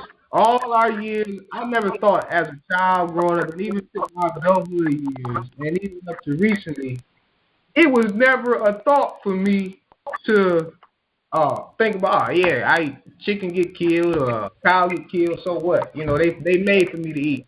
That ain't even, we don't even think about the fact that animals couldn't have a conscience. I'm pretty sure that cow don't want you to shoot him in the head. I'm pretty sure that turkey don't want to be on nobody's table. Well, but I'm just telling you the truth. I'm pretty sure of that. And I'm pretty sure I wouldn't want to be sitting on nobody's table to be consumed either. So I thought I was doing good by eating more fish. Yeah, me too. Me too. So what I'm saying to y'all is work on yourselves. I'm working on myself. We working on ourselves and our households and become more vegetable oriented. If you don't catch it, just go to the buy a we fried fish place and order some fresh. Yeah, if you're not a fisherman, the best thing for you probably to do if you eat some fish is go to a fresh fish market, and that'd be better than you buying in the grocery store. Because especially somebody that's local, you know what I'm saying, local to where you are. Because I'm telling you, they poisoning everything now. My wife, when she asked, because I was at the grocery store looking at the tilapia, and we like to eat tilapia, and I'm like, man, and they make things so cheap in the black communities to buy things that's the worst things for you. And you know what? If you go do a study on people who, a lot of the upper elite people who know, they don't eat the way we eat. No. They do not eat the way we eat. They know better. A Mediterranean style eating. Right. And so we got to shift. There's a shift in us, And I think that the Most High, I know that the Most High is doing this thing today. I know He is, because we gotta lead this destructive character, because we killing ourselves. We putting this. Look, nobody holding a gun to our head telling you to put that in your body and eat it. So who you got to blame? On top Go of ahead, that, brother. I don't mean to interrupt, but on top of that too, brother, like the amount of times I've seen on the news, truck turnover, gas, oil truck turnover, and the oil leak on out into the lake. Nuclear plant leaks on out, nuclear waste in the lake. The amount of times I see that on the news, and I know it's going into these lakes where fishes are, swimming and things of that sort. But no, you don't see them come on the news and say how they clean up the oil or how they clean up the nuclear waste, because we know that those things cannot be 100% cleaned up out of the water. Right. Cracking right. Right. And then exactly. And the Most High allows this because if you're not going to do the things right yourself, He's going to allow you to, either you're going to destroy yourself or you're going to stop doing it. I've been by, had to set, there's a job site on right off of Woodward. And then right down the street there is the fish place. Right. Yeah, I know. I have to admit, Barnabas, I like fish too, just as much as you do. So, but we all got to work on ourselves. That's all I can say. House man. Uh-huh. Us don't have it after bottom stuff. Well, the thing is, since you have it,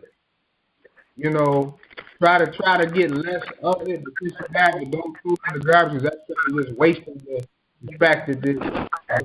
You know what I mean? So, but as you know better, you do better, right? Right. And for that which you don't know, you ask the Most High to bless you. That's why we're supposed to say our prayers after we eat. Right. Exactly. Yep. Exactly. So we're going to keep going. I know that was a big point, but I think we on verse 6, right, Sister Dina? Yes. All right, go ahead, continue. Whoso sheddeth man's blood, by man shall his blood be shed. For in the image of Yahuwah made he man. And you, be ye fruitful and multiply. Bring forth abundantly in the earth, and multiply therein. And Yahweh spake unto Noah and to his sons with him, saying, And I, behold, I establish my covenant with I'm sorry, hold on. I lost my spot. All right. That's okay. Yep. Okay, sorry about that. With the covenant with you and with your seed after you. All right. All right. So he said, so we know that as we read, as he required, as I made mention in verse 5 and verse 6, your blood is required after the hand of every beast and after man. You know, if you kill someone, then it's likely that somebody gonna want to kill you. Think about the law in the street. Think about these gangs and these drug dealers, right?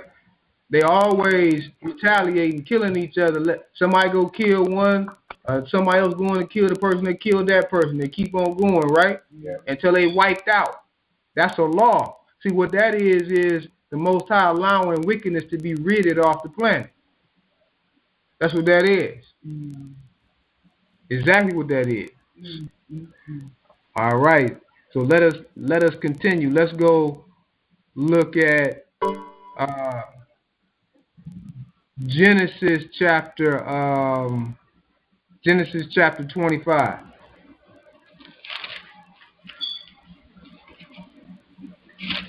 Genesis chapter 25.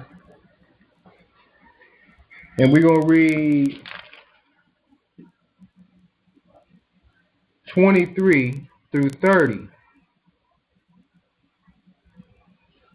And we're going to continue. We're going to see that man, even the patriarchs of Yasrael, the love that man had for flesh.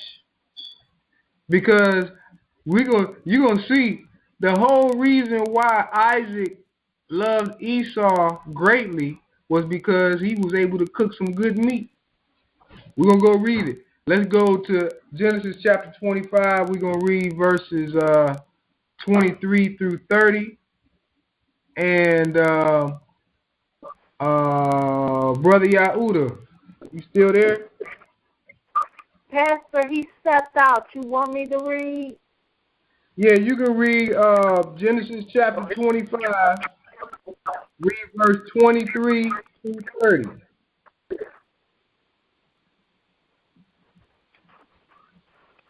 Yep, Genesis 25, verse 23 through 30. You hear me? Yeah, I can hear you. Okay. And Yahuwah said unto her, 2 nations are in thy womb, and 2 manner of people shall be separated from thy bowels. And the one people shall be stronger than the other, and the elder shall serve the younger. And when her days to be delivered were fulfilled, behold, there were twins in her womb. The first came out red all over like a hairy garment, and they called his name Esau. And after that came his brother out, and his hand took hold of Esau's heel, and his name was called Jacob. Isaac was 80 years old when she bare him. And the boys grew, and Esau was a skillful hunter, a man of the field. And Jacob was a quiet man, dwelling in tents. Isaac loved Jacob because he did eat of his son. Read that one more time, Sister Rachel. Isaac loved Esau because he did eat of his venison, but Rebekah loved Jacob. Jacob bore pottage, and Esau came from the field, and he was slain. And Esau said to him, let me swallow down, I pray thee, some of the red pottage, for I am faint. Therefore was his name called. All right. So notice that in verse 28, it says, and Isaac loved Esau because he did eat of his venison, but Rachel loved Jacob. So the whole point I wanted to show you is that these are the patriarchs. Man's desire or lust for meat was great. Now, it wasn't to the point where he said it was abominable, because he did permit. We know, we read how flesh is permitted to eat. We read that in what was that, in Leviticus chapter 11. But what he did say is that life is required when you shed blood, meaning that the more you shed blood, the more your life is shed too. The more life is diminished. Okay? And that has happened over time. Over time, we've seen it in Scripture. The life expectancy has went down from living almost 1,000 years to living. When you shed life, life is required. So when you consume life continually, your life continues to diminish as well. It's evident. It's evident. You don't see nobody living 200 years. I also noticed that those that are being tainted with cancers or diseases, once they go through treatment and they renew their body, their strength, and they leave their meat alone, they live. Right. But the ones that went back to the old pattern, they die off. Right. And it's just like when we go look at in the book of Isaiah, he said a child shall die at 100 years. Meaning that when you get this thing back in shape the way it's supposed to be, this thing can be reversed even in the flesh. Okay? You know what I'm talking about, brother Yahuda? You know that scripture, don't you? We talked about that a couple times. Yes, we did. Right. Yes. So, hey, a child will die at 100 years. That's a changing of where we at today. Because right now, 100 years old is an old man. So, if we get this thing right, you can be 100 years old and be feeling like you're 30. Wouldn't that be great? Looking like you're 30. It's not too late for. You said it's not too late? Okay. All right. No, say it again. What'd you say? I said it's not too late for me. Hey, the spirit is willing. You still got power in your body. Remember what the words say. What the words say about death and life, Brother Yahuda? This is follow life. Well, and death and life is at the power of the what? It's in the power of the tongue. Right. Death and life is in the power of the tongue. So whatever you command yourself to do, you can either command yourself to death or command yourself to life. You follow me? Hallelujah. Yes, sir. No more fish. Hey. You know, I used to hunt. You know, and I've killed too much. Yeah, and think about it. Hunting is a sport, ain't it? It's for the sport of it. Right. Most people hunt for the sport. They don't hunt because they're trying to feed their family. Well, what about fishing, Pastor? Pastor. Yeah, I'm listening. What about fishing? Hey, it would be the same thing. But I would say this is that again it's not a sin. Not a sin. But what I'm saying is as you work on yourself to shift into continually in spiritual nature, you just have to make certain changes in yourself as you can, I got you. take small steps at a time. I got you. You know what, Pastor? Can I say this? Yeah. We need a nutritional doctor to teach us, or somebody that's in the fold that knows about nutrition to teach us. Well, you know what, Brother Yahuda? You know what, Brother Yahuda?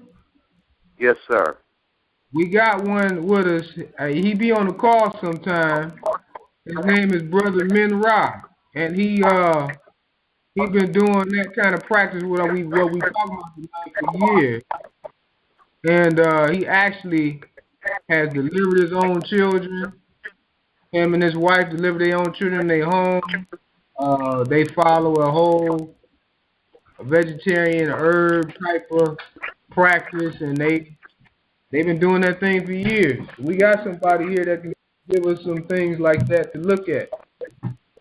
Well, we really need that, because we don't need to go into a what can I say, a nutrition deficit. Right.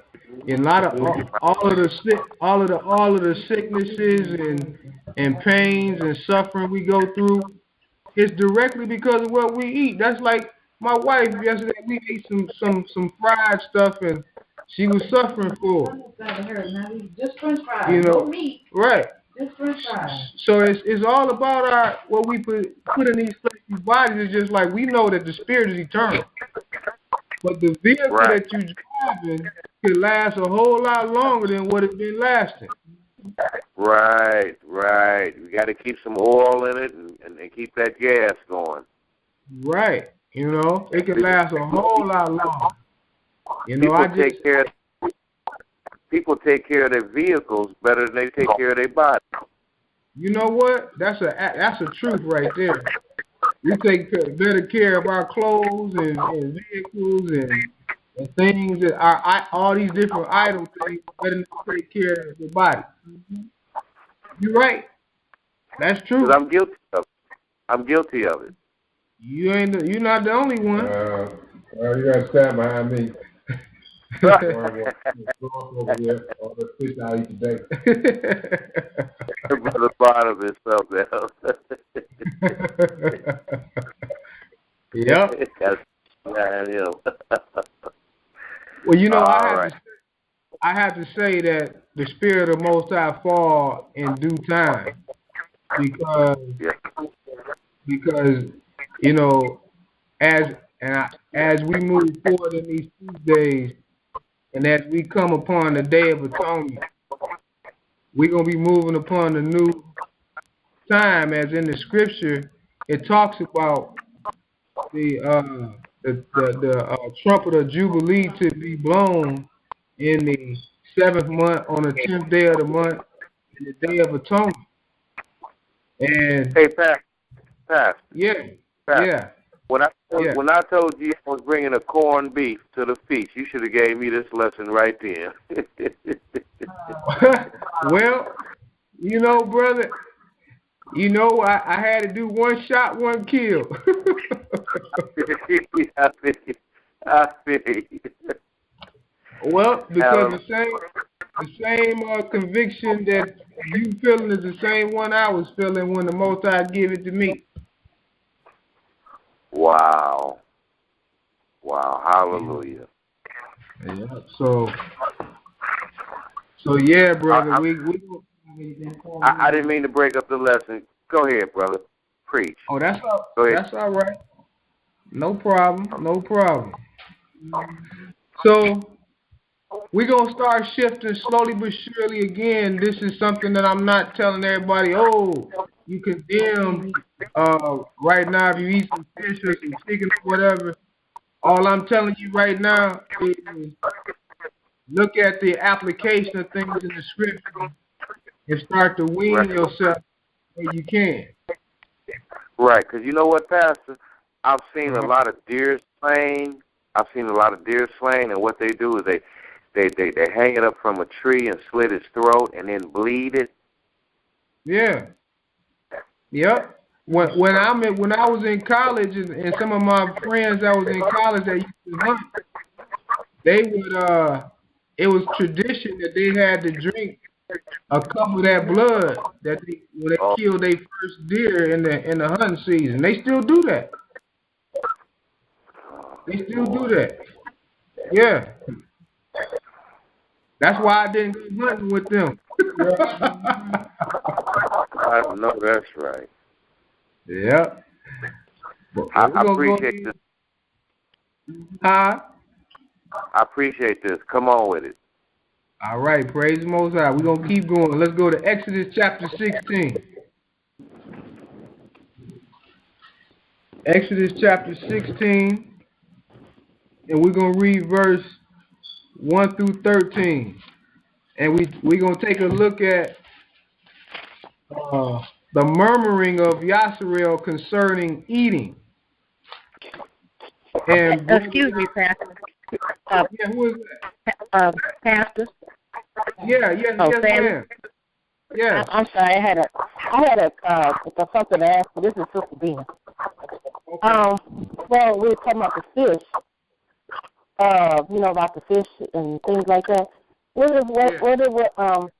trying to get my question right. When Yahushua, he fed the people the fish, and he fed them the bread and the wine, and it multiplied. So he was still eating. They were still consuming fish. You know what I'm trying to say? Yeah, and I'm gonna tell you why. And I looked at that too, and the Most High showed me that too. So that you're right. He fed the people fish twice. He fed the people fish once before he died and once after he resurrected. Again, it wasn't about. It's permitted that you can eat fish, but it was about the desire of the people's eating habits. It was about the desire of their tongue, and that's why flesh was permitted in the first place when we read in Leviticus, because of the desire of man's consumption. That's why the Most High allowed man to eat fish long as it was fins and scales that they had. Okay. So that's why he fed the people with fish and with bread. Now, now I'm gonna say this now, and I haven't proven this part out myself, but there are, of course, this is a total. Some people try to say that the word didn't. When he said he fed them with fish, that some people say that was a corrupt version of what it was saying. Now, I don't go along with that. I believe he did feed them with fish, just as you gotta look at it too. Didn't the Most High rain quail? He rained quail to the people. That's a bird. That's a bird. Wow. He rained quail from the sky, and they ate that. But we're gonna read the story. But why did he rain quail from the sky for the people to eat? Because that's what they wanted. They desired meat. They didn't want to eat no manna. They wanted some meat because they was accustomed to eating meat in Egypt. When he took them out of bondage, they was accustomed to eating it. So the whole point of the weaning process, the Most High understand, because this thing, your fleshly nature desires to consume this stuff. So because Right. your fleshly nature desired it, he had to give you some guidelines. Well, look, if you're going to eat it, you got to eat of these clean beasts and not of these unclean beasts. Right. Right. But you would do Okay. better not. But you would do better not eating flesh at all. Okay. Okay. Thank you. Yeah, did that help you? Yes, it did. Thank you very much. All right.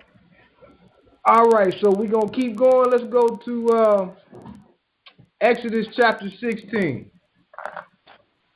Exodus 16, let's read verse 1 through 13. And we're going to take a look at how Yasharel murmured against the Most High when it came to eating, when he took him out of Egypt. Exodus chapter 16, we're going to read verse 1 through 13, and that's going to be on Brother Yahuda. Go ahead, Brother Yahuda. Yes, sir. It's on you. Read Exodus 16, 1 through 13. Yes, sir. 16, 1 through 13. Exodus 16, verse 1 through 13. Yes, sir. Everybody have it? Yes, sir. And they took their journey from Elam, and all the congregation of the children of Yarusalem came unto the wilderness of Sin, which is between Elam and Sinai, on the 14th day of the second month after their departure. 15th day. 15th day of the second month after their departing out of the land of Egypt. Verse 2, and the whole congregation of the children of Yarusalem murmured against Moses and Aaron in the wilderness. Verse 3, and the children of Yarusalem said unto them, would Eliah we had died by the hand of Eliah in the land of Egypt, when we sat by the flesh pots, and when we did eat bread to the full? For ye have brought us forth unto this wilderness to kill this whole assembly with hunger. So these people was lusting because they sat by the flesh pots. They was used to eating flesh, and the Most High gave them bread to the full. So they were sitting by them chickens and smelling it. Yeah, you know, when they was in captivity, when they was in Egypt, they act like Egyptians. Wow. You see that, Brother Andrew? Yeah. Yeah. We don't want none of that. We don't want none of that honey or none of that sweet, good food that's good to our soul. Right. We want to eat what tastes good to us.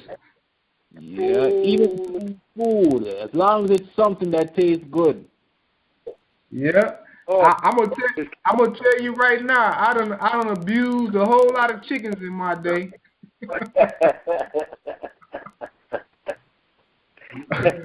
Me too. I can tell you that, boy. And turkeys. Yeah.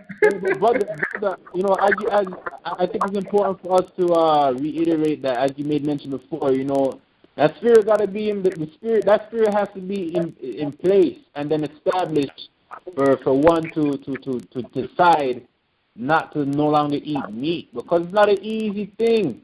I'm telling you, it's not an easy thing. You gotta have the understanding as what is happening right now. We're getting the understanding through the Spirit of the Most High. You know, so when we understand, we're able to be knowledgeable and live forth and be wise.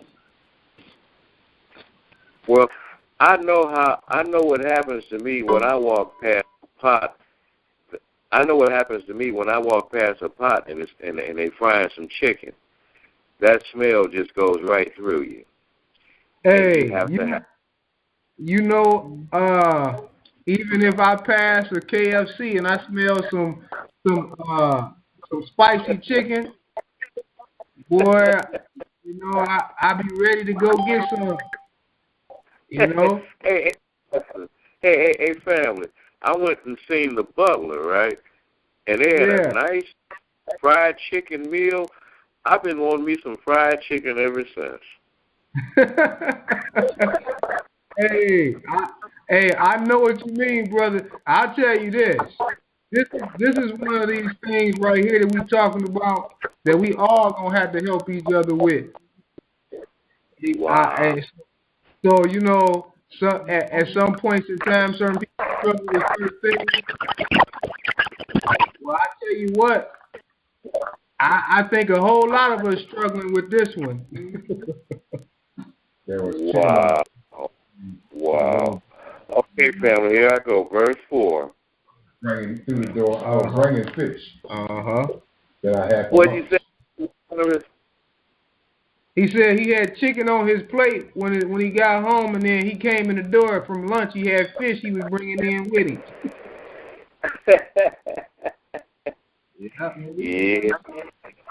Yeah.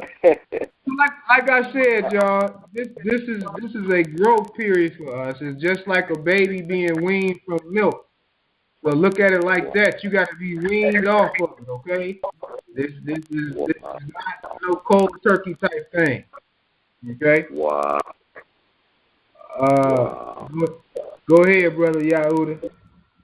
Verse 4. Then saith Yahuwah unto Moses, Behold, I will rain bread from heaven for you, and the people shall go out and gather a certain rate every day, that I may prove them, whether they will walk in my law or no.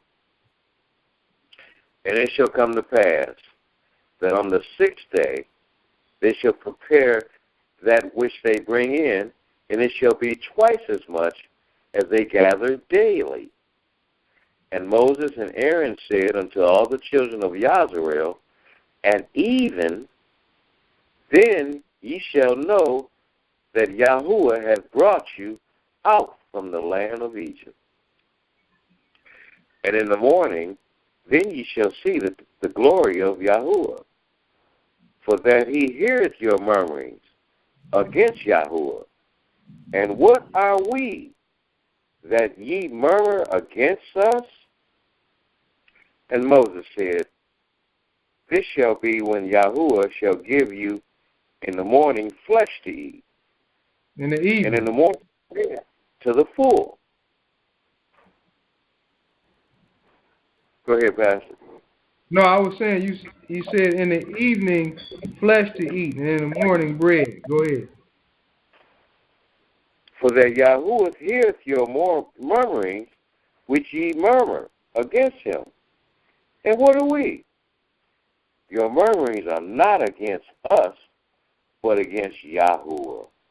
So the whole reason, again, he was giving this flesh, this meat, this quail to eat, is because of the murmuring of the children. It's just like a baby now. If you got a 6-month-old baby and he used to drinking milk, you take that bottle away from him, you're going to hear his mouth day and night. So you're going to pacify. You're going to pacify him. So the Most High pacified. And that's just like with the whole meat thing in general. Yeah, you can eat meat and not sin, and you can continue to eat it.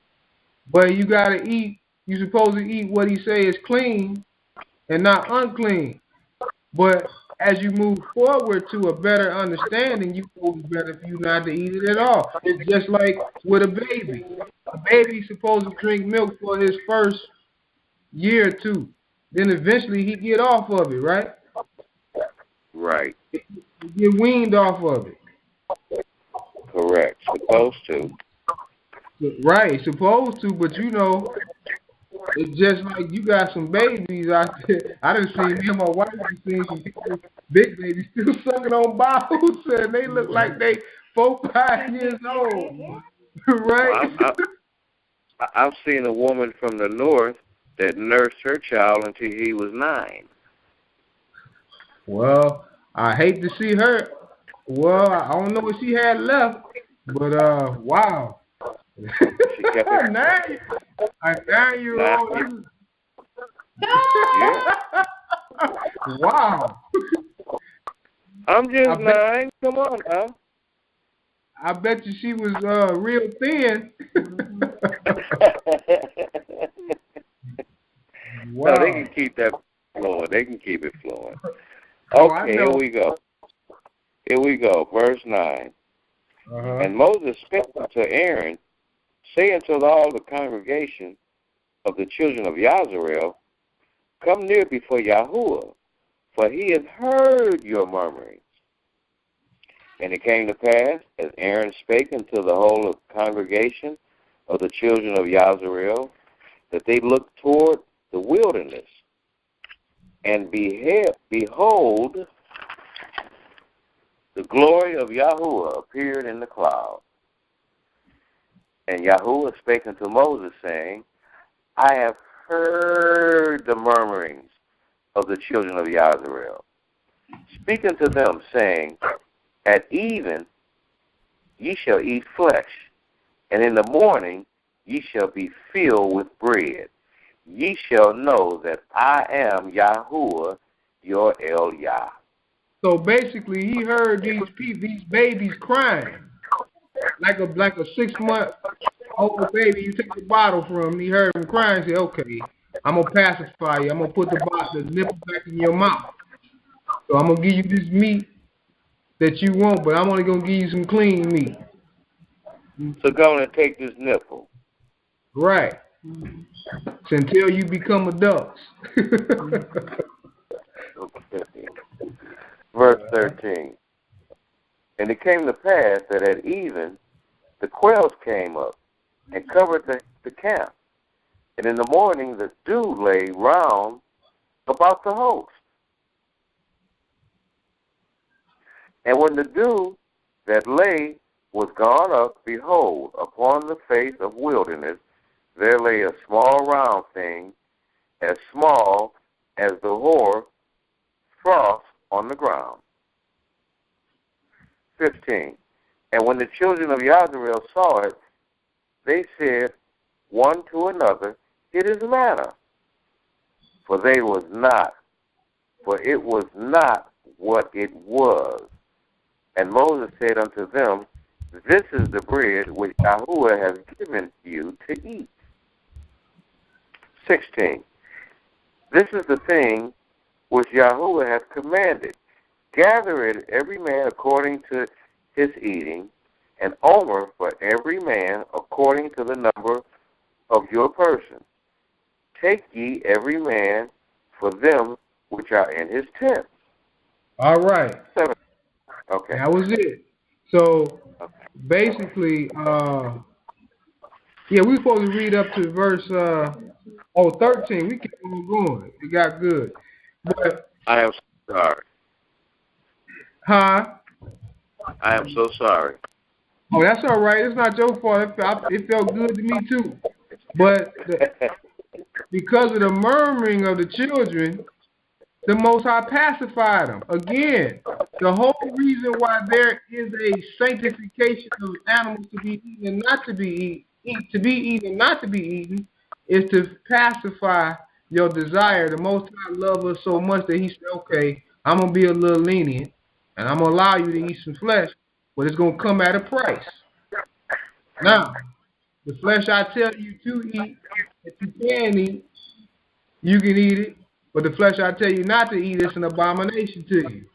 But any flesh that you eat that had blood in it, your blood is required. The diminishing of life is required. And now again, that was the whole purpose of the sacrifices. You can understand, an innocent life was taken. You didn't have to do it. It is already a proven fact. You can get more substance from eating vegetation than you can from meat. When you think about the nutritional value of meat, it's very minimum when you compare it to fruits and vegetables and grains and stuff. Very minimal. Can I say this? Yeah. Pastor, can I say this? When you're eating vegetables that's got color to them, that's living food. Right. And when you eat meat, that's dead. It's dead food. Right. It's And you dead. know what? And I don't want to be graphic, but I was telling my wife come today on. to see that I can tell at work the ones that consume a lot of meat. It comes out in their pores. Well, not just they pores, but when they be in the bathroom, as soon as you walk in there, you get hit with that smell, and it smell like something crawled up in somebody and died.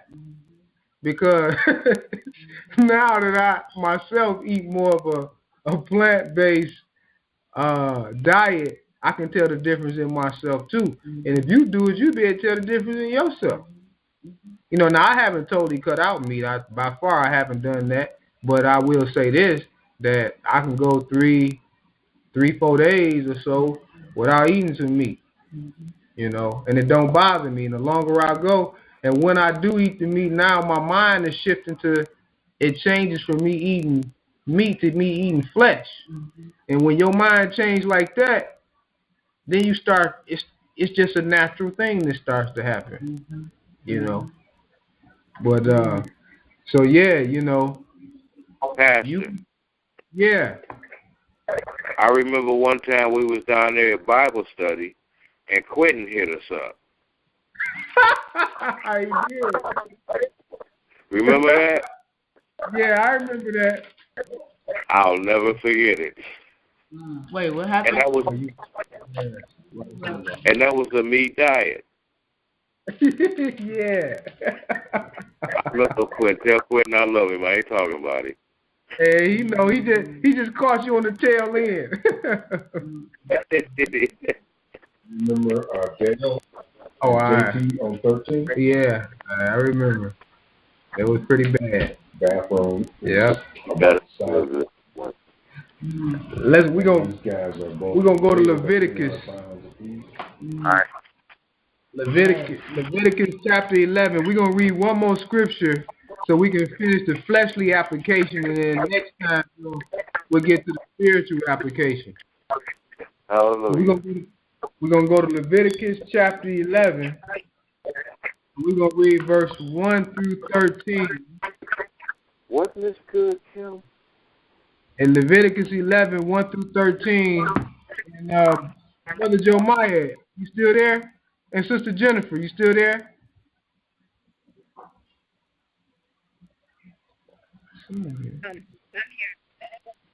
All right, Sister Jennifer, can you read Leviticus chapter 11, 1 through 13?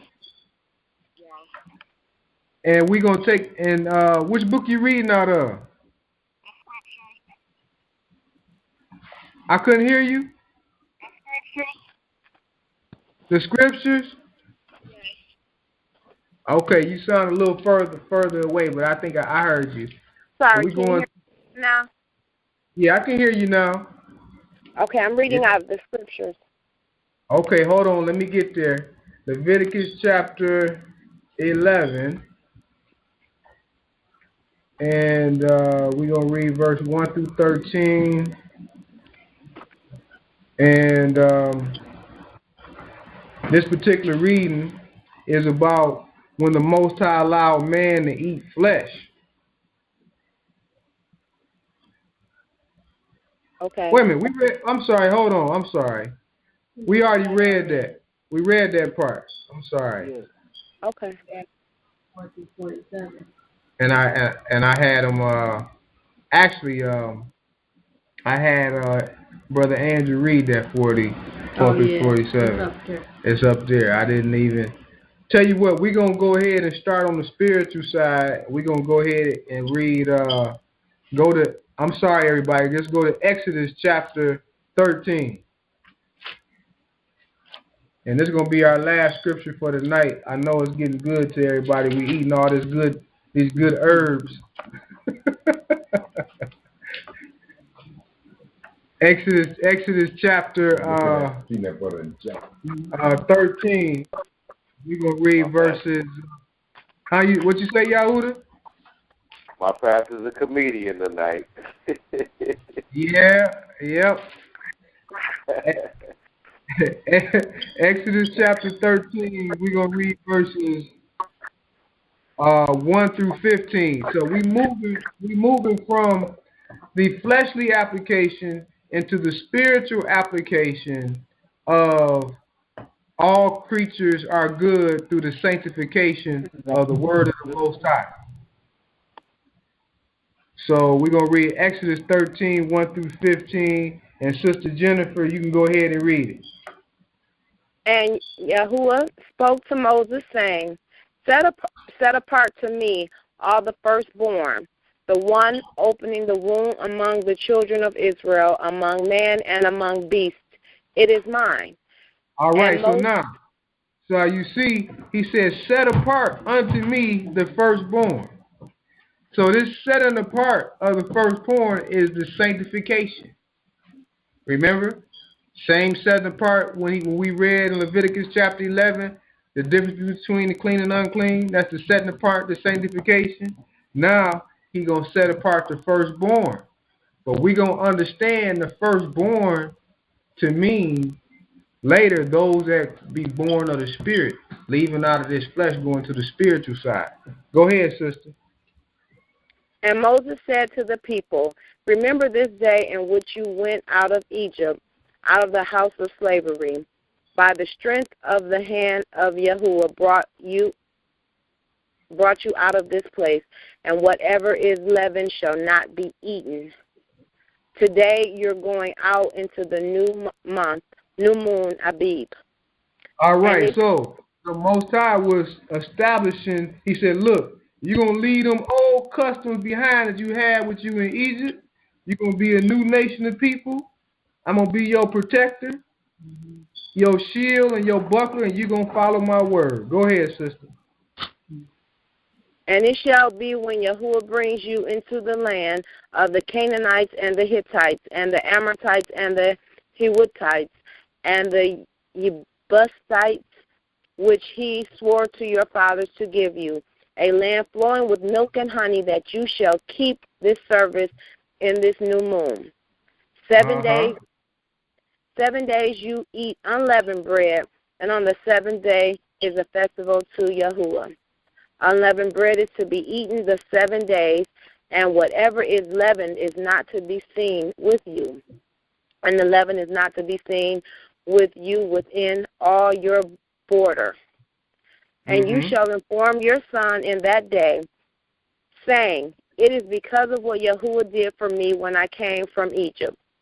And it shall be as a sign to you on your hand, and as a reminder between your eyes, that the Torah of Yahuwah is to be in your mouth.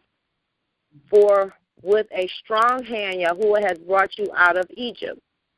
And you shall guard this law at its appointed time from year to year. And it shall be when Eliah brings you into the land of the Canaanites, as he swore to you and your fathers, and gives it to you, that you shall give over to Yahuwah everyone opening the womb, and every firstborn that comes from your livestock to the males belongs to Yahuwah. But every firstborn of a donkey you are to ransom with a lamb. And if you do not ransom it, then you shall break its neck, and every firstborn of man among your sons are to ransom. Now, pause for a second. Now, I want to point something out to y'all, and I think we covered this before in a lesson before. But in certain Bibles, this is talking about opening the matrix. And I think that mentioned that in the King James Version, right? Yeah. In the same scripture reading, talk about the matrix. So all the ones that first opened the matrix belong to the Most High. But when in verse 13 it says, but every firstborn of a donkey ye are to ransom with a lamb. Now, when y'all think of a donkey, remember the Most High uses carnal things to explain a spiritual aspect. When you think about a donkey, okay, what kind of animal is a donkey? What's the characteristics of an animal that has no understanding? Right. It's a hybrid. Right. Stubborn. Yep. It's stubborn, a hybrid, and it had no understanding. Y'all all right. That's what a donkey represents. Pastor Sam. Yeah. Pastor Sam. Yeah. Yahushua called them jackass. He sure did. In the word, he called them jackasses, right? That's what a donkey is. Jack? Who was Not Jack?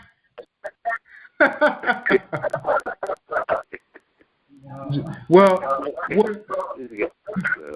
I know you being funny, but the thing is they are called jackasses, and the thing is, the point that I want to make is, who is the most stubborn animal on the planet that is worse than the donkey?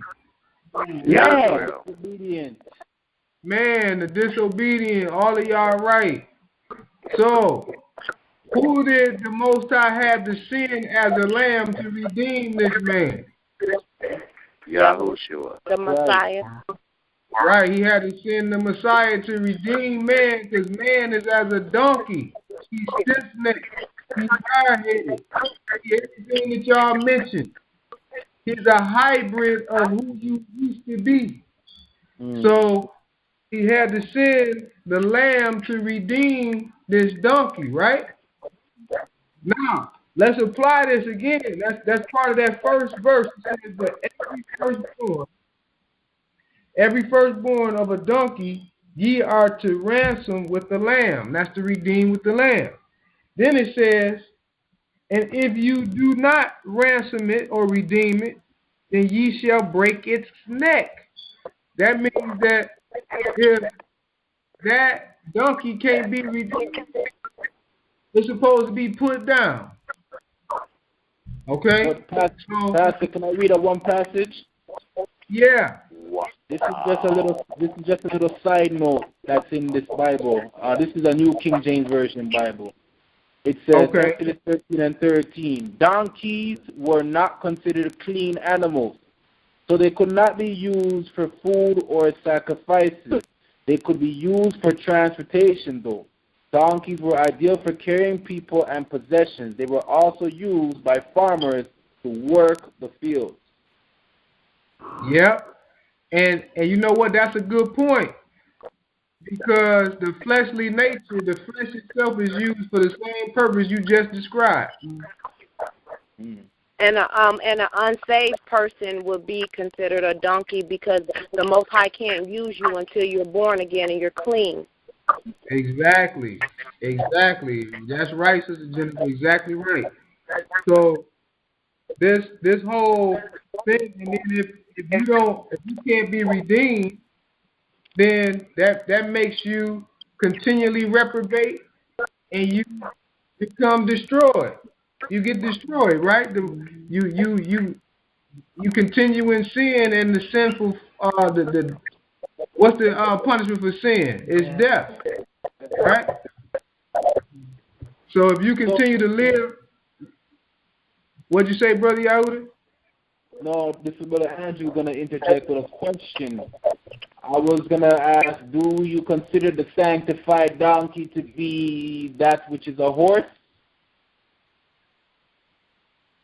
Well, once you become sanctified, you remove from the characteristics of that donkey. Yeah, you would remove from being that. Being stiff-necked and hard-headed, as we using this example. No longer a dumbass. Right. You're not joint heirs with the Messiah. Right. Yep. Okay. Uh-huh. So, now notice, again it say, and if ye do not ransom it or redeem it, then you shall break its neck. And every firstborn of man among your sons, ye are to ransom, redeem, right? And go ahead, continue, Sister Jennifer. And it shall be, when your son asks you in time to come, saying, what is this? Then you shall say to him, by the strength of the hand of Yahuwah, brought us out of Egypt, out of the house of bondage. And it came to be, when Pharaoh was too hardened to let us go, that Eliah killed every firstborn in the land of Egypt, both the firstborn of man and the firstborn of beasts. Therefore I am slaughtering to Yahuwah every male that openeth the womb, but every firstborn of my sons I ransom. So there's a clarification here. It says, therefore I am slaughtering to Yahuwah every male that openeth the womb. And that's talking about those that continue to be fleshly will be slaughtered. But it goes on to say, but every firstborn of the sons of men I will ransom. And the firstborn, the spiritual application of this is, you become born again in the spirit. You can only be born again by the ransom that was given to us through the Messiah over 2,000 years ago as he lived in you. Everybody understand that? Yes. And also verse 15, brother. Verse 15 kind of compares Pharaoh to be that dumbass. Yeah. It does. What did It does. What did He said verse 15 compares what we were talking about the dumbass. Oh, okay. Yep. So it's a lot that we covered thus far in this lesson, and I'm only about halfway done. But we're gonna pause this right here. I want everybody to make a note of where we stopped at, because I got a separate lesson that I'm gonna cover on the feast day, which happens on Saturday, about the memorial blowing of the trumpets. But when we come together the following Sabbath day, then we'll finish up this lesson as well. But I know it was a lot to cover, and I hope everyone was edified. And these lessons are recorded, so you can go back and listen to them. So they are recorded, and I think this would be a good one to listen to. And I'll go ahead and make copies so everybody can have it. Hey, Pastor. Yes. Sister Rachel just made a comment about you. She said, Brother Samuel, he is good. Then I said thank you. Thank you, Sister Rachel. I tell you this, it's my job to tell you how to get back life. As hard as it may be, I have to tell you the truth. If I don't tell you the truth, I'm gonna be in trouble. So it's a hard work. What'd you say, Brother Andrew? And I said, and I know that is a hard work, telling people what they don't want to hear, but that which is right for them to hear. Yes, sir, brother. That is a hard thing to do, but it's necessary. Because when you tell the people those things, you don't become popular. It's just like the prophets of old time. They didn't want to see. They hated to see them prophets. As a matter of fact, Yarusalem, they killed most of their prophets that told the truth. These churches. I know the Most High has definitely given you the spirit of purpose for you to make your face hard like adamant when you have to go against the Negroes. Yes, sir. Yes, sir. And I thank the Most High. To Ezekiel 3. Yeah. And I cherish and thank the Most High for that. To just be able to deliver and to walk in His Word and give us this ability to do it. Because we at the cusp of a shift that the Most High is going to do, and the people of the world going to see. those that serve him, he going to show the world that he loves them. Those that are given over to their own desires, they're going to have they feel with the world. So I thank everybody that was here tonight for your time and patience, and we pray. Let us all pray for each other that this word that the Most High give us, edify us, and impregnate our conscience, and just get us to walk a more pure life. I know it takes time, but the Most High had nothing but time. Time is on. The Most High created time, and as long as we obedient, time will be on our side too. So we don't have to. Brother Samuel. Hello? Hello? Hello? Hello, I'm still here. Can you hear me? Me too. I think he got cut off. Hello? I did too, but he'll call back. We have to hang up, or he has to call us back? Let's just hang in here and see what happens. Okay. I think that's you. Is that you, Sister Jennifer? Yes, Brother Yahuda. Oh. How are you all? I'm fine, and you? That might be it now. I heard Hello? Yeah, I heard Hello? something too. Hello? Maybe we have to hang up. Let's try that. Okay. I'll call back. All right, Sister Jennifer. Okay, bye.